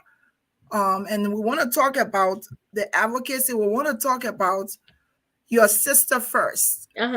Want to Yes. talk about your sister because that story, and people don't understand. It's difficult to lose a loved one. Like just briefly, some people don't know. My sister was raped during the war. Oh wow. And during the war, she was raped and she developed PTSD, Mm, and that she lived with and didn't really heal from it, and mm, came to America. And so she had to be on psych medications mm, because that what they did was they drug her and they raped her. And mm, I hear when I heard the story, when she had come to when we found her the next day, she was lucid. She had lost it. She didn't know us. The drug was just too much for her that they had drug her away and raped her. And I had to go and confront her rapist. I mm. found out that he was going to be at a funeral, and I went to Wow. that funeral that day, and I walked up to him and I said, I know you raped my sister because now she's able to tell us you did. I said, but Monday morning we will come for you. And Mm, we arrested him and took him to the police station. The places, the jailing for a few days. And then my father was like, his focus, he said, yes, we're being able to come to grips with it because now we know it was not of my daughter's own doing. Somebody did this to her. And we mm. take care of the kids that because my sister went through a lot. She went through a lot mentally. She developed mental illness from that. She never came back to us. Some people know the story, but they don't know these details that I'm saying. So Wow. there's a lot that I've been through. I confronted him. I drove to that funeral. I knew he would be there. My sister had finally told us who it was, and that's how we found out. But Wow. in the end, the psych, she was on a lot of psych medications.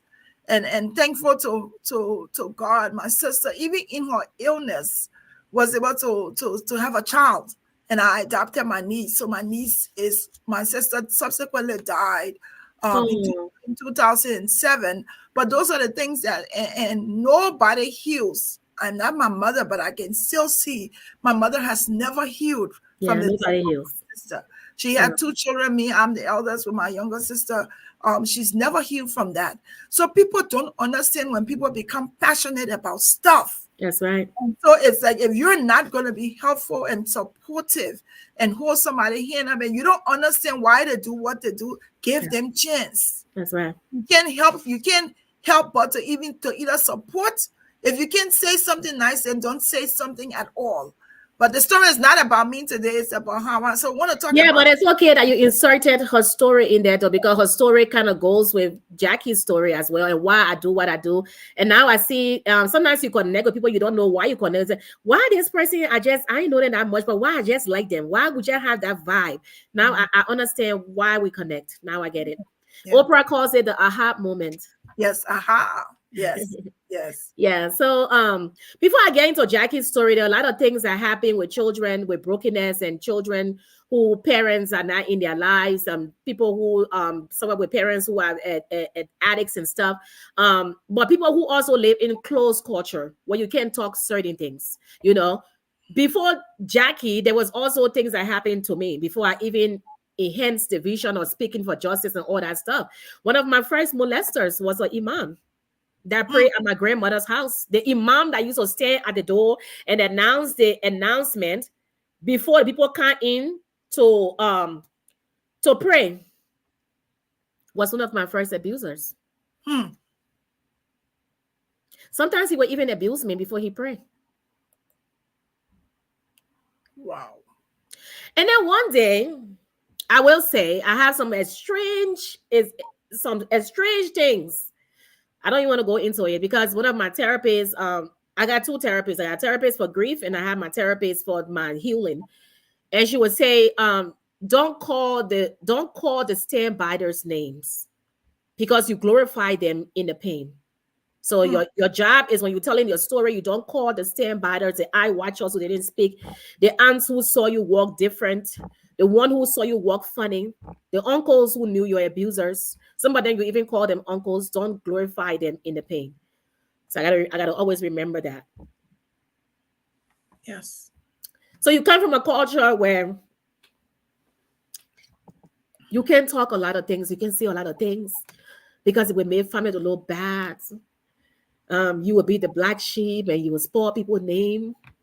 And one of my recollections of my abuse, where I can say today because I'm healed, so I can say that there was somebody in my house. I don't know who the person is, and I don't want to call names and I don't want to blame them because I just saw the person from the window.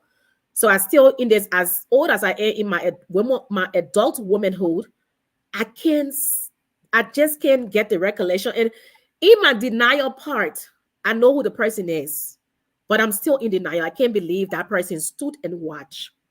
So I'm just going to skip over that. But one of my abuse, and I was a little girl, I was like 9 or 10 years old, and I would sit and the imam would call me.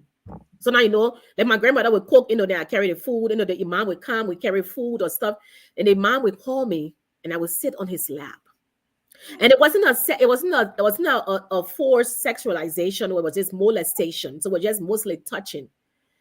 And then one day I'm sitting on this imam lap as he's molesting me. And I see somebody's from the window, because remember I was living in a very high up house in Caldwell, and somebody from the window watch. And after the person watched, they just turned their back. I don't know who that person was. I don't know. Deep down in myself, I know. And that's one of the things that I carry with me, because I never was able to face that person to tell them my truth. And the person is not alive.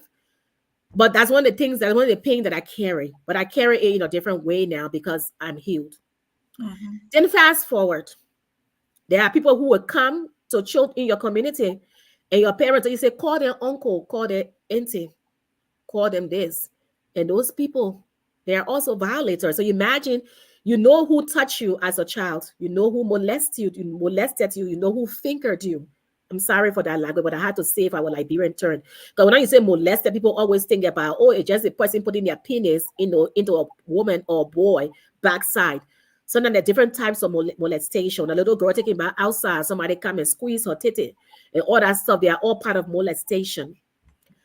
And then coming from that, and you imagine you seeing people who touches you a lot, and then when you see that person, you pass, and your grandmother say hi to Uncle this. But Uncle this is your violator, and you still have to humble the courage to say it. Then fast forward to the Liberian Civil War. I also had PTSD from that, and I had to work on that. And I think that's the reason why my ex connected of being in the military. He understood PTSD, what I thought he understood, but himself later on had PTSD. So it was two broken people together, and two broken people cannot work because both of you guys are broken and you got to seek help. So, during the war, they were also targeting Muslims, and I happened to live in a Muslim household. Our grandmother that owned a mosque, and it was a Hajjah and a Muslim. So we moved a little bit into the barracks, into the armed forces of Liberia barracks that behind the Rally Time Market, and we're displaced there. And we used to sleep there, sleep on the floor at night and displaced. And that was terror for me. And I know some people live on that barracks. They might be adults today like me. They have never told their story. I speak on their behalf today. Because it's okay when somebody don't tell their story. You don't bunch on people for not telling their story. Some people deal with it different. Some people choose to not tell. Some people want to make themselves to remind themselves that it didn't happen. So it's all a delusional state, right? And then there are people who just choose to not speak about it because that's how they healed. And it's okay. But we that choose to talk about our story, we that say we're going to speak about our story, we that say we are brave and we will muster the courage to let people know our story, you have to give us grace. Yes. Just because you don't want to speak on your story. And I also gave you grace that it's okay to not talk about yours, but allow me to talk my case and tell my story. So on behalf of all the people who live in silence, women, young children who were molested, who were raped, during the Liberian Civil War. That's the reason why I'm so concerned with the 250,000 Liberians. Because some of them are still alive. And some of them will not tell their story. But I speak for them today on their behalf. So the armed forces of Liberia military base was one of my place of terror. Because every time I go to, remember I have older grandparents. So a lot of things they were not alert about it. And certain things I did not say because some people also said things before that I watched as a child and they were not believed. So in my mind, I'm saying to myself, if I tell anybody this story, nobody will believe. That's the reason why I'm bold. That's the reason why I push women to tell their story. I push young men to be bold and be courageous and speak up and tell your story, because your story will save the next person. Your story will also liberate you to be Yes. able to be free and move on. So you don't carry baggages onto other people because of your story. So the Liberian Armed Forces base behind Rallytown Market, I can vividly, as old as I am, I wanted to go there 2017, 2018, 2016, 2019, to go there and recollect places that I can walk and say, this is where I was touched. This is where my grandparents fell asleep and people fell asleep, but in the night somebody came there and touched me, and some of them was rebels, some of them was soldiers. I can recollect that, but I was not in that place yet to do it because I was not healed yet. But now if I go back to Liberia, I can do that. But it was one of my places of terror. And that's one of the reasons why I have an issue of boundaries with people. I don't like, and a lot of things happen to us. We don't realize how it happened and why we do what we do. We don't realize it. But I don't have people coming in my home for reasons like that. Because sometimes people trust people too much with children. They trust people too much with other people. And people come in your home and they bring spirits, and then there are terrible people in society. Not all about it is bad, but you got to be an eye watcher to be watching. So that's one of the main reasons why I would say I shield my children. And I think I shield them through many reasons of that, because of what I went through. I'm learning to give them their independence and let them live free. But there's a many reasons why people don't know that my children don't do sleepovers. They don't do spending time, because some of the spending time in Liberia, I remember some of those spending times when I go there was spending times of molestation. But how can you tell somebody that is big, a person who is a big person in your family, or the person who is a provider for your family, or the person who is a well-known, your family respect, you come back and you say it, people say it's not true. They call you a liar. They don't believe you. So you see, a lot of people don't tell their story because of fear of that, because society stigmatize you and tell you that, look at her, she's looking for attention, she's lying, she's making up story. The person that carry the story always have to be the one that people attack. So from let me just say, from the Lady Justice and of Liberia, there were so many things that was embedded in me. I think my sister's story was the highlight focus of the point, or where I said, no, enough is enough. I'm going to rise. I'm going to carry Jackie's story, because now Jackie would never tell her story. Yes. I got to tell the story, or other family members or friends have to tell the story, because she never gets to tell her story.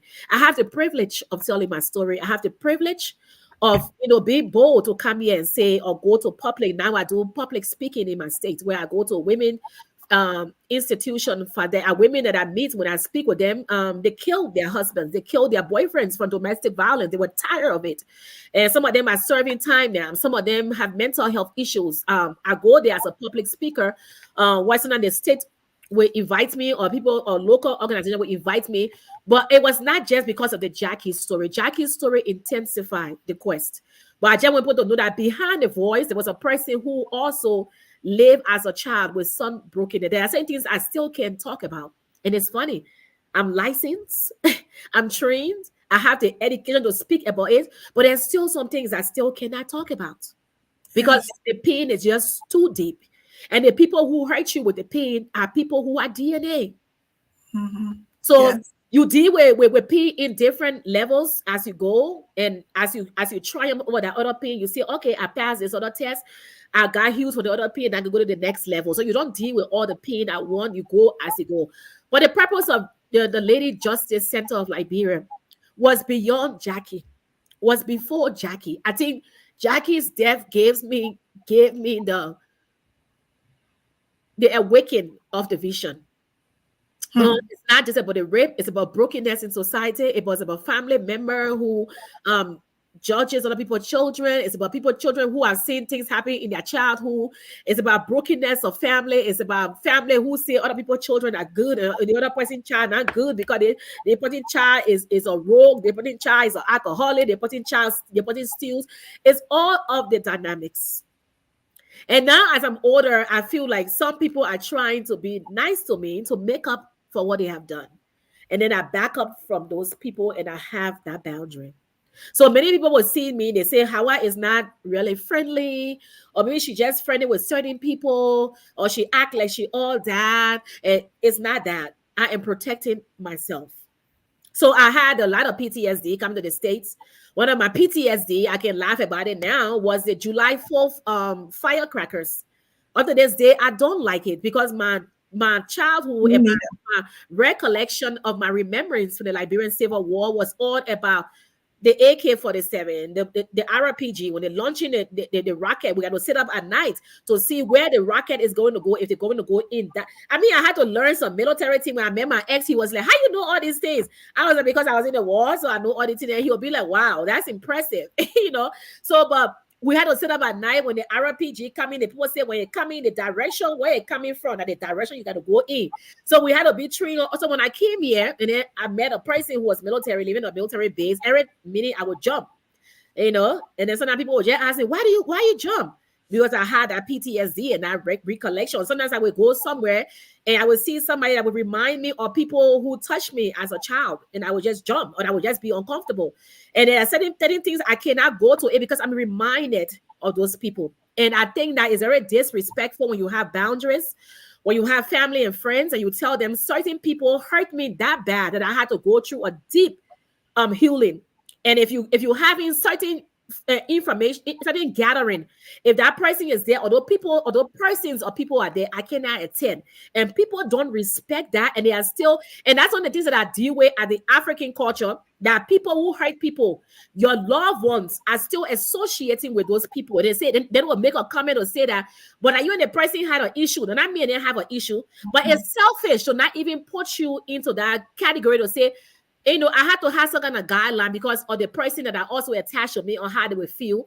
But it's just so much deepness and brokenness. But with all that, the Lady Justice Center of Liberia was birthed.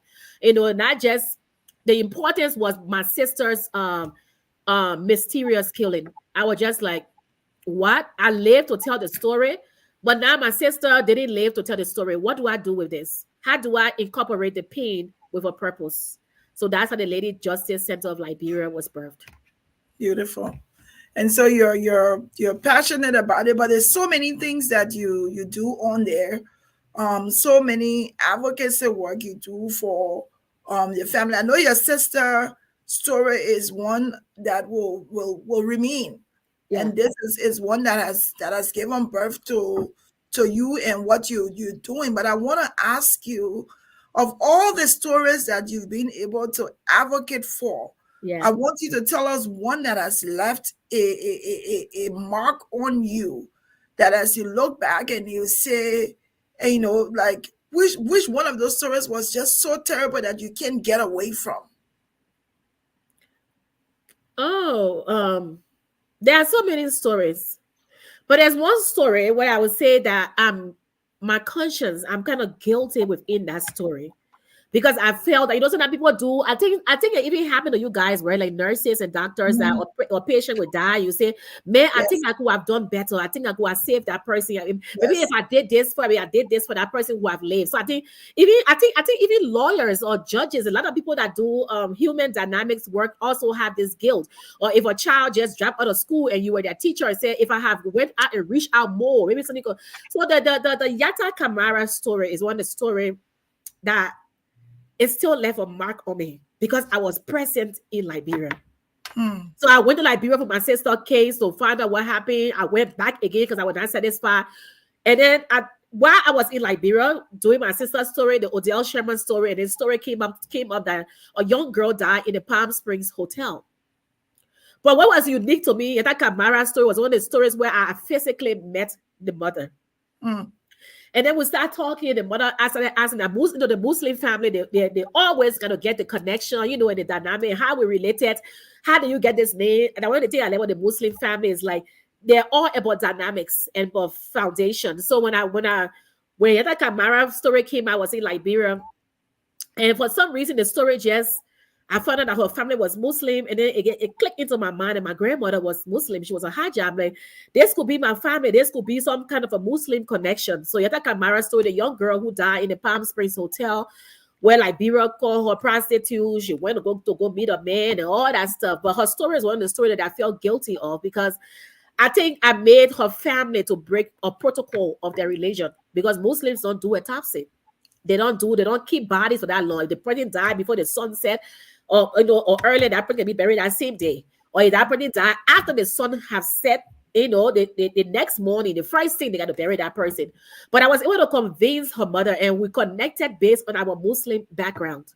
After telling her my grandmother was a Hajja, and her name was Hajja Sese, and she was living in Kawe. She moved to Camp Johnson Road. She have a mosque in Kawe, and then the mother there right there connected with me and said, "Well, I don't want to do anybody besides Hawa." Because Hawa was the one I came here. I went to find the mother in Jamaica Road when I was in Liberia to sit down with her to understand who was Yatta Kamara.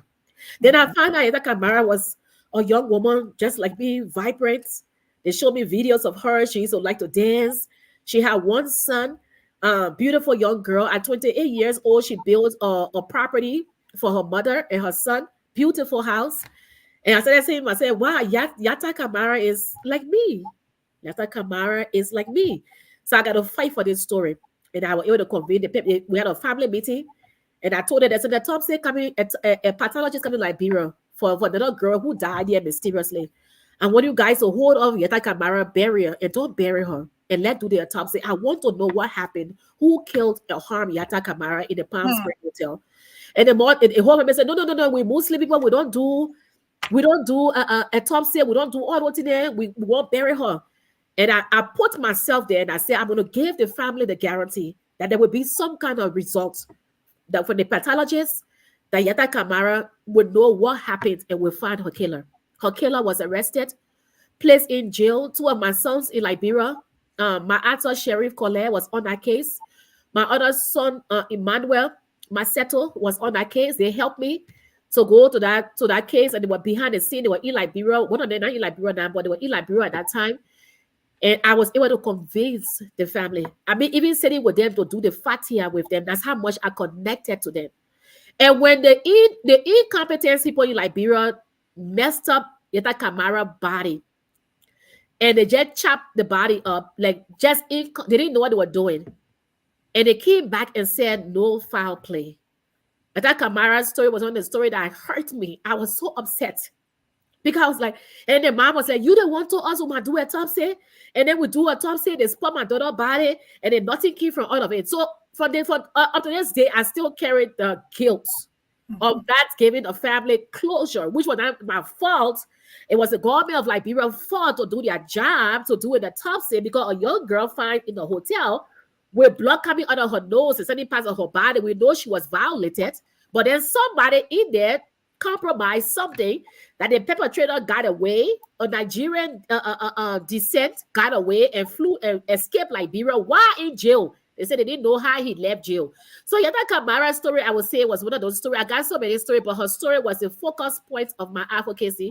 One of the stories I almost walked away from speaking up because I felt like I let the mother down, I let the family down, I let her child down.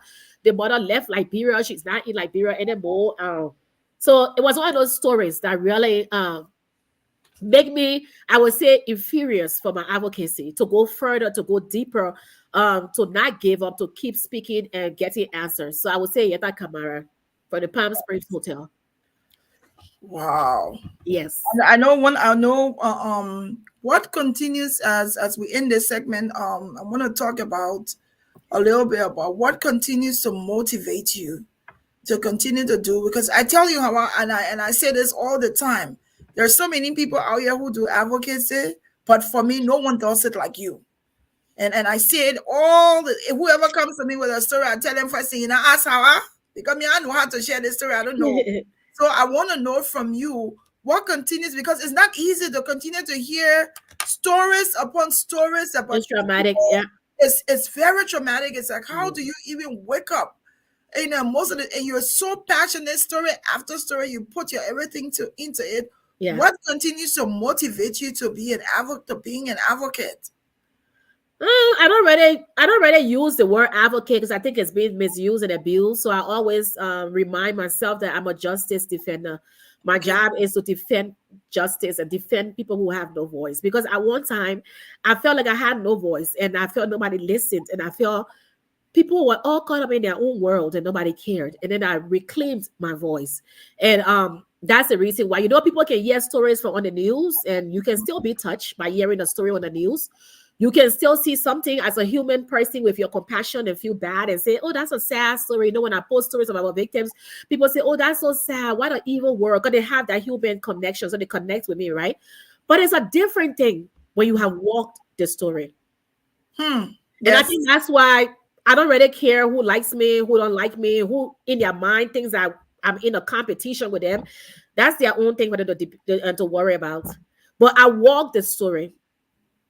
There's nobody there's no child that can come and say my father is an addict, and I'm being stigmatized because he's an addict, and I've been thrown to that stuff because indirectly they transfer aggression of your father being an alcoholic, and they transfer onto a child who has no reason to be dealing with that.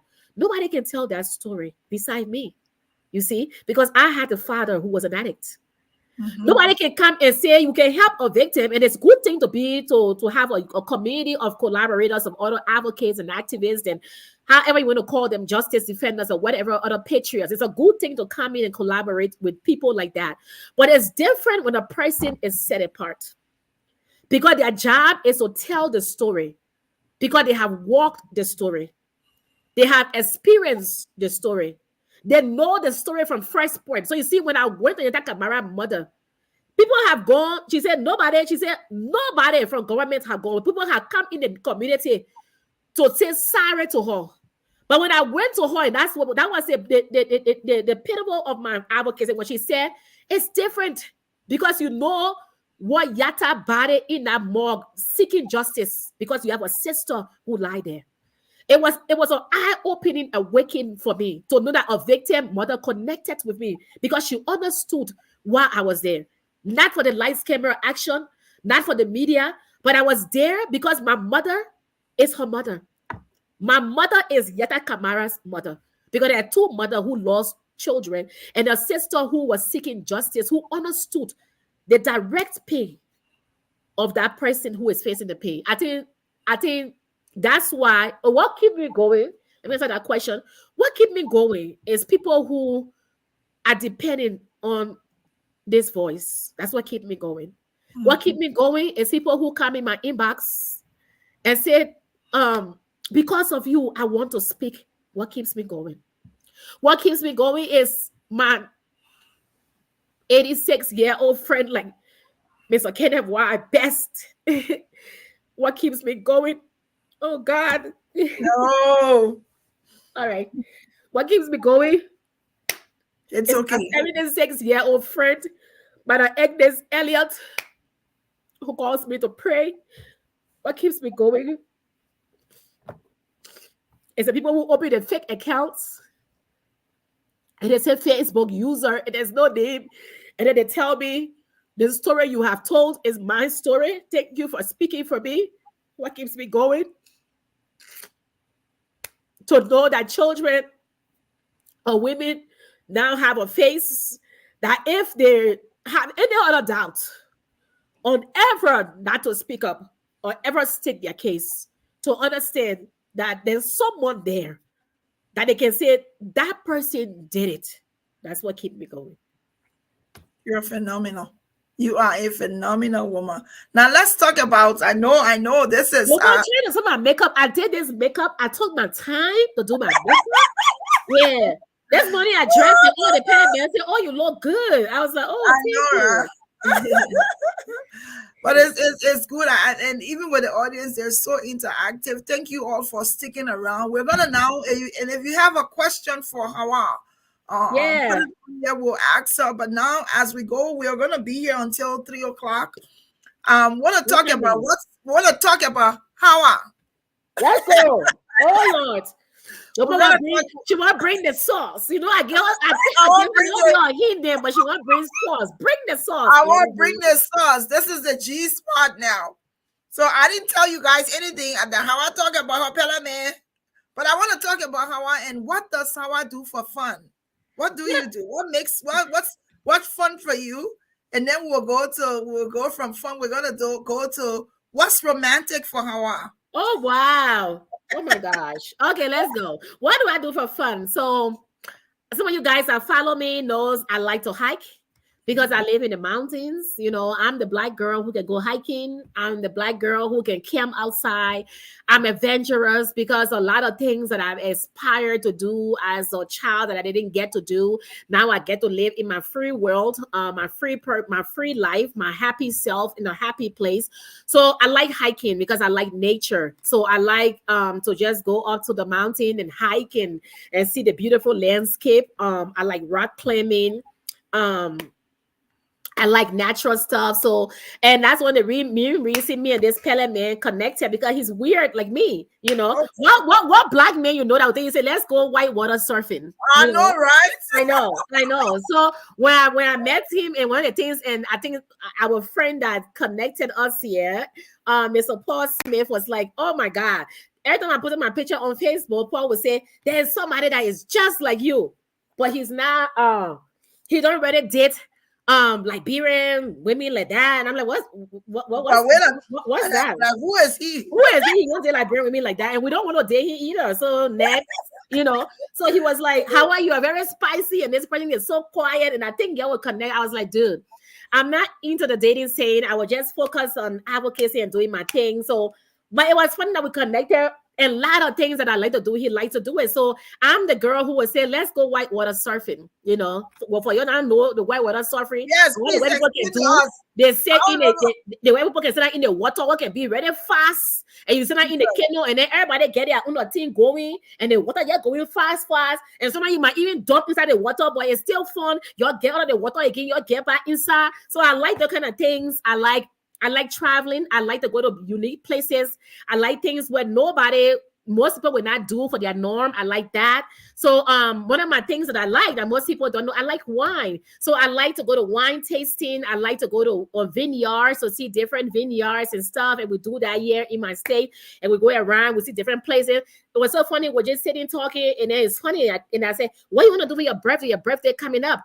And he was like, I don't know. And I was like, we should go to Aspen. You know, let's go to Aspen, Colorado. You know, most of our people are not, they don't want to come out of their shell. You know, they think that they have this stigmatization when you go somewhere. Oh, that white people thing. No, it's an adventurous thing. It's not a white people thing. It's not a Black person thing. It's a human thing. So, you know, I like stuff like that. Of course, I love to dance. You know, and I'm just too much. I'm all over the place.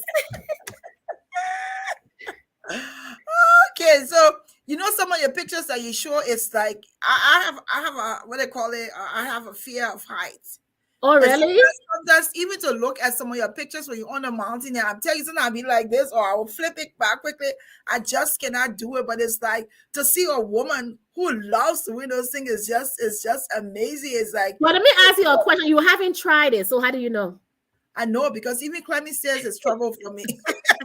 No, you can do it from the baby stairs. So one of my goals last year was to do the Appalachian Trail. I don't know if you guys ever heard about the Appalachian Trail, but the Appalachian Trail is one of the longest trail in the United States. People come from all over the world. So it got different connections too. You can start it from Virginia. You can start it from Philadelphia. You can start it from in the Appalachian Trail itself, but it just keep going and never ends. So it's a 4-hour hike. Some people do 4 hours, some people do 6 hours. And then you get to that top. You should ask me to send some pictures. You can send. I'm going to send you some of the pictures now so you can show it. Or is it too late? I think it's late, but we can fix that later. Okay, so I did that trip, you know, it was a 4-hour hike, you know, and then for my birthday last year, we camped Moab. So Moab is a place in Utah that a lot of people come from all over the world to come and camp. And I was like, this is how this fella man is so civilized. Why is this fella man so civilized? The fella man they do civilized thing. I'm like, oh my God, that was even attractive because it's like everything. Attractiveness what I liked about it. It was not about the physical or whatever. It was about how I was like, my God, he gets my mind. Because a lot of people do not get my mind. So then he just called me. He's very spontaneous. He was like, we're going to drive. Like, I don't know if you saw our thing during the summer. We went to Yellowstone. You know, Yellowstone is where they created the Yellowstone on TV show. The Yellowstone, but Yellowstone is one of America's biggest national parks. You know, you can be there for the whole day and you still will not complete it. And we did that, and we went to this place called Sand Dunes in Colorado, where you get, it's like a place that looks like a desert. So when you see it, it's like you're in Dubai. But you will climb that sand and go up to that mountain and go be, oh my God. So it's like, that's one of the things that I liked about him. He was spontaneous. I got out of my comfort zone. It was my happy place when I do all the advocacy and all the traumatic stories and all this stuff. This is what I do that make me to be free, that I'm in nature and I'm doing that stuff. So that's one of the things that I liked about him. I think if something ever happened and God forbid we don't make it, I think it's one of the things I would miss about him, because I like people who keep me on my toes, and he keep me on my toes. So what does he? I want to hear about this fella man. We don't need to know who the fella man is, but this fella man has suddenly oh my God, put a mark on our Hawa. We love you, fella man. I know you. Nice, Alvin. Yeah. Look at that. Another Liberian guy named Alvin Kennedy. They say that's all he does in Washington State. So you see that I'm not just the only person who is weird, who is spontaneous, and other people who does. I know Alvin. So Alvin is my kind of person. He probably is another fella man who is civilized enough from one country. Civilized fella man. Yeah, civilized. But what you want to know? What you want to know? I want to know about when you're doing all the advocacy. You're talking about him being very quiet. What does he say about you and the work that you do, and how does he feel about the role that you play? Is like sometimes sometimes some of the stories you share, it brings a lot of emotions out of you. It's like it puts you in different zone and different places. Like, how does he relate to you about the work that I'm sure certainly he's comfortable, because the fella man been around now I've been checking almost 2 years he's been around. Oh no, let's get that number right. It's 3 years. 3 years. Don't cheat me of my time, okay? I worked hard for this time. More than 3 years, the fella man has been around, so he's not going anywhere. He say, I want to know what he says about you, because he certainly is supportive of what you do. Some men won't take this. Yes, he is. He is very supportive. Yes, and sometimes he comes under my life with very peculiar accounts, and he's going at people, and sometimes I say, please don't do that, because some of those people there, I can help to save them. So you can attack them. He go in their inbox and he tell them, look, listen, you're not gonna cross the line. But he's very quiet. He does it on a different level. But like this morning, I got up this morning. He's like, what are you doing? And I was like, I'm trying to share this woman's story. I just got the alleged killer of this victim that we just share her story, Marie Kolo. And then he just looked at me and said, Hawa, the day you go to Liberia, man, I hope these people will not be waiting for you at the airport. So sometimes he make it into a fun, and sometimes he tells me, sometimes I'll do some shows, and sometimes he'll be watching the show. If I'm crying, I'm going too much, he will be texting me, just get off the show, just shut it down, Hawa. Shut it down. I think you have done too much. I think you have explained a lot. I think you have stated the case, and I think it's overwhelming for you. Just shut it down. So in the back, he's like my little cheerleader. He cheers me. But one of the things that I like about him, he's confident. He let me do my thing. And sometimes he tells me after the show, if I've been doing a show, or if I'm just so down, and he said, you want to go for a walk? You want to go for a hike? You want to go, what you want to do tomorrow? He just to turn it around for me and change it, So he's a pretty good guy. I'm not gonna praise him too much, because these people don't you pray them too much. They come with my teens there. For some reason, I feel like I'm the runaway bride. I feel like every time something is good and I try to say something good about it, people say, why you don't show this better man? We're not the thing yet, my people. You don't need to show him. Yeah, the thing gotta be very, very Isa, we gotta spot that thing here, because I feel like every time I talk quick or something, it can get chocolate. So when this fella man is not going anywhere. He is here to say, Hawa, we want to thank you so much. We've learned a lot to our audience. We done? You gonna get to put in some of the G's, and we done already? Well, asking me, she said, who is this famous person that you dated? And I said, I'm calling any. So let me get y'all big G's. Hawa is fortunate. Oh Lord.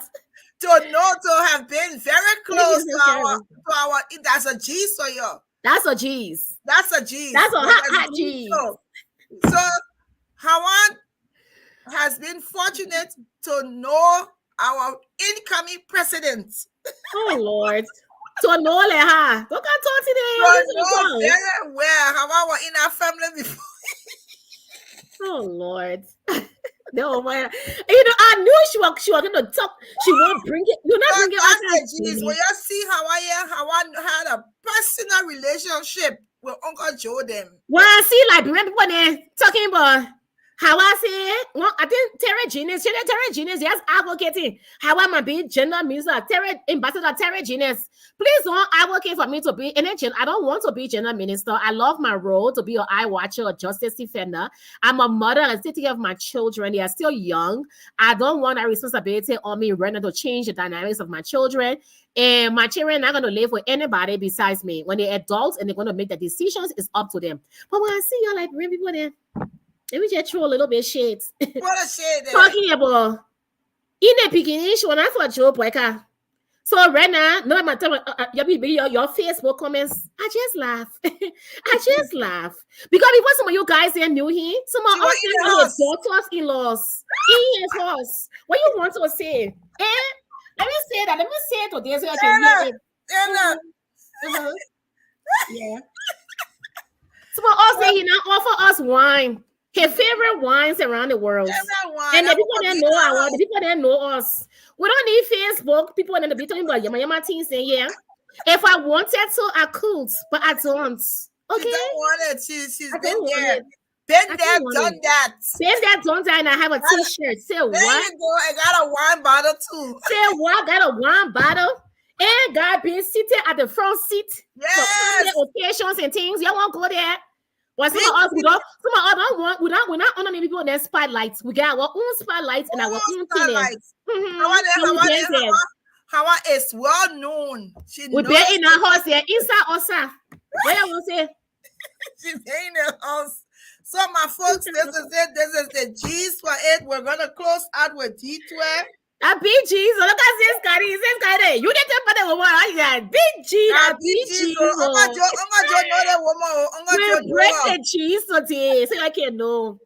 Uncle Joe know this woman. And I was highly. Let me just make it clear again. I was highly approved. Okay, yes. Highly approved. But the woman went to the hospital first day and got a wine bottle. I said everything was check. The first lady asked him, what they can't be in? Everything check. You know that. Don't come for me when I don't send for you. There you go. We know the people. All right. We gotta dance small for y'all before we go. Okay, I will try Mountain Rena, Mount Baker. Okay, Alvin gave me suggestions on other places to hike. Alvin would go all around the different states. Hey, folks, we had a good time. Lady G, I was so nervous on this interview. I was like, oh Lord, what's she gonna ask me? If nobody talks about you, you are nobody. We're gonna dance for y'all. Inside outside. That's wrong. That's wrong. Making the cut. About you more than you know yourself. Amen. Oh my God, I've never been interviewed before by a woman. Lady G, I've never been interviewed by a woman. Stop the music. You're the first woman that have interviewed me. I've been interviewed by men, but not from a woman. So this is today. It's highly big that a woman interview me, an empowered woman. I just want to let people know that. Yeah. We had a good time. Let's get another G's. That is another G's. Let me just let y'all know. All y'all people that can be on Facebook, be insulting people for all of them. They have tried. They don't see what they want to take a try. Say they have tried, but no, I get class. We don't take everything that everybody wants. Let's just make it clear. So when you're coming on Facebook, you're gonna be showing hints for your masters there and your hero there and your other people there. All those people then they not try. They take a try, say, but they not make it. They not make it. Amen. They think it happen. Amen. They almost make it, but they make it. Almost.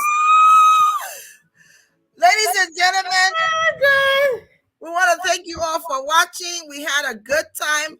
But let's play our music now. The music ain't finished. I keep cutting you off. Sorry. That's okay. Yes. Inside outside says Rose Pedal. You might be inside outside the paper all the I didn't say you believe Jesus. I don't leave that G getting deeper and say, let me leave it actually my business so all the way in And you UK. like the fries. Amen. What more can talk on? What more can talk on? Say, mama, what more can talk on? It's right there. What more can talk on? About Jesus Christ. They can talk about. Amen. Who they can talk about. Let them know. Next minute, hey, we can talk on. Stay fine. You're not talking on. Please believe it. Believe it. Ayaka.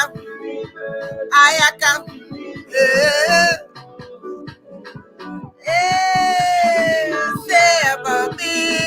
Please believe it. Oh, this was so much fun. Now when you're ready now, when you go, when you beat President Joe Biden, I'm asking you, tell him Asking for his spicy, his spicy fumo. So asking about how people that he fell in love with his DIL. There you go, look at her. Look at her. Believe it, believe that Jesus. This was good. It was good. I was so worried. I was like, oh Lord, I'm gonna ask me, but I call no names here. All right, folks, we want to thank you for watching. I'm gonna send a shout out to our next guest. We're asking you, we ask people publicly on this show every month. Who's the next guest? I'm gonna ask her now. I don't know if she's still here, but we want to interview Tenen Blamo.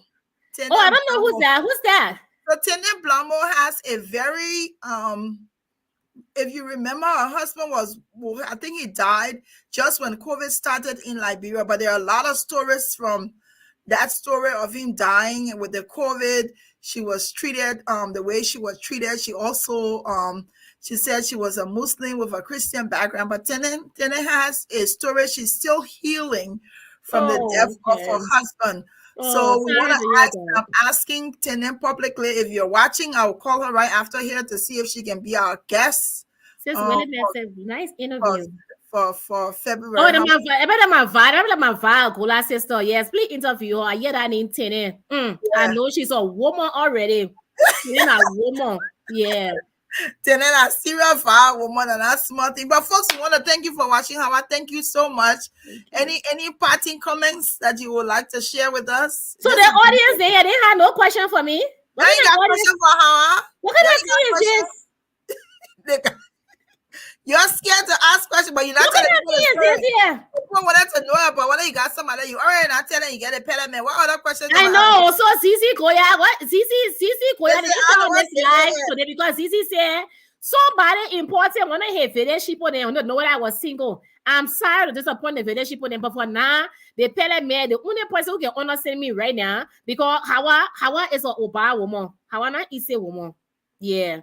So maybe we don't know, but right now, not the payment. They said they already know. Katie said they already know. Mr. Chinaway, we want to thank you. I know Hawa is your girl. Oh yes, that's my father. Yes. We know that you're here. Thank you, Willett, for being here. Thank you, Mema. We want to thank all of you, Dr. All my show women. Thank you. So I said, all my people there from my job platform. The people want to know the Pella man. I get you Pella name. No, what is the Pele man name? I think I can't. Don't mind Caroline. Caroline know who the Pele man is. Don't mind her. Caroline and myself got a unique connection with somebody who know the Pele man. Don't mind her. She know. Caroline, don't come point in a situation that we can't. Yeah, I can't handle Caroline. Or else you will call me GB and mail it. I know, right? I know. So I want to thank all of you for watching. Thank you, Hawa, for taking off your time. Well, his name is, we can call his name. His name is Stanley. You want to know his name? His name is Stanley. Man's name is Stanley. Go look for Stanley. All the Stanley that I am faced with, go win. You might go look for all the people that will Stanley, but you will never find anyone like him. Folks, Thank you. We hope you have a wonderful weekend. We will see you sometime in February again. Hawa, thank you for all you do. Thank you so much. Thank you. Thank you, Glennie G. Thank you. What I liked, let me just say this public, what I like about you, and I've learned about, you have taught me in that lesson. Because, but the thing about people who hurt people who love people and I hurt them. But I like when you always tell me that me don't see all laughing at it or we don't do it in the impasse. When they cover me, I tell her you better put your people in check. Because you better tell them are your pricing on a different level. Everybody get different category of pricings. Okay, I am the pricing where you cannot throw it away. You like it. I'm there. So you better tell your people there. She will say, Hawa, Hawa cannot call you. Hawa, I don't want to fight with you. Hawa, I don't fight with people there who I love. Me, the people there who I love, the people there who I can pepper. I get different category of people there. I get people that can deal with them on a vibe level and people that deal with them on a crew level. So there are some people that in my book, they are on my crew level, pepper. There are people there who I can get them a little bit of sour leaf. But Glennie G, let me just say, from the first time I met you in Washington, D.C., when I go and protest and you were there holding those placards, supporting us for those victims in Liberia and women in Liberia, I must say that you are extraordinary. You are unique. You are different. And to know you, to love you is to know you. And I have that saying. One of my friends always tell me that. I say, people don't really know Hawa. And I read it. She said, I'd be mad when I'm watching your live. And there's an American girl. Sometimes they comment and she said, what the hell don't comment me? And I got to tell her, I said, they are speaking my country pidgin language. She said, these people are crazy. They don't even know you. I wish they knew you. If they knew you, then they would love you more. And I said, girl, I ain't worried about that. But Glennie G is one of my persons. When I say person now, everything is not perfect. She get on my nerves sometimes. And I go in her inbox and I tell her, I send her like 2 paragraphs. Because when I read it right when I vet, I can read plenty. So I can send her like 2-3 paragraphs. She said, how about you send me all the loans in here for? Because I want you to read it. Yeah, because you hurt me. But she's one of those women there who is confident in her skin. I like that. I like people who are confident in their skin. She says whatever she says. And I think one of the reasons why we connect, because me and her are both assertive, right? So now people will assume what we say, that's what it meant this, but it's not really what it meant, you know? So I think I get her from that level, and I just want to appreciate you. And I like the fact that she's very laid back.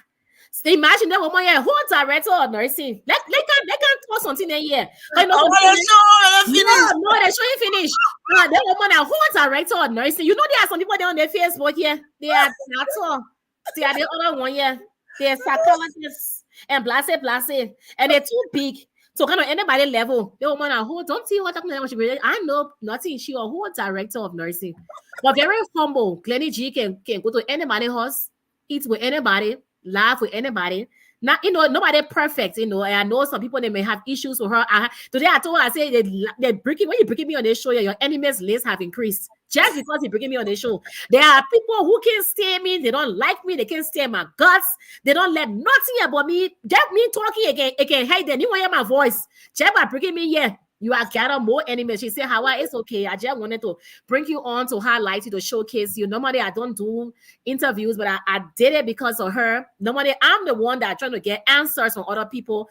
But I appreciate you so much for your voice in this generation, for being a big sister. Oh, Lord. How you telling you on me now? Yeah, for being a big sister, for being well, I wouldn't say big sister, but you're my home girl, So now I read it to you. I want to talk with you because you're not getting on my nerves. And I want to talk with you. But there's someone I'm like, oh my God, I miss messing with her. I got to get back in contact with her. So you're a beautiful person. I hope your children know the immense amount of impact that you have put on people. You are one of those people there where I would say, I'm a homebody. I don't like going places. All the things you see me doing, I do private things and do my little thing. But Glennie G would be one of the people that I would want to go to her house to eat that cornbread from the Oma.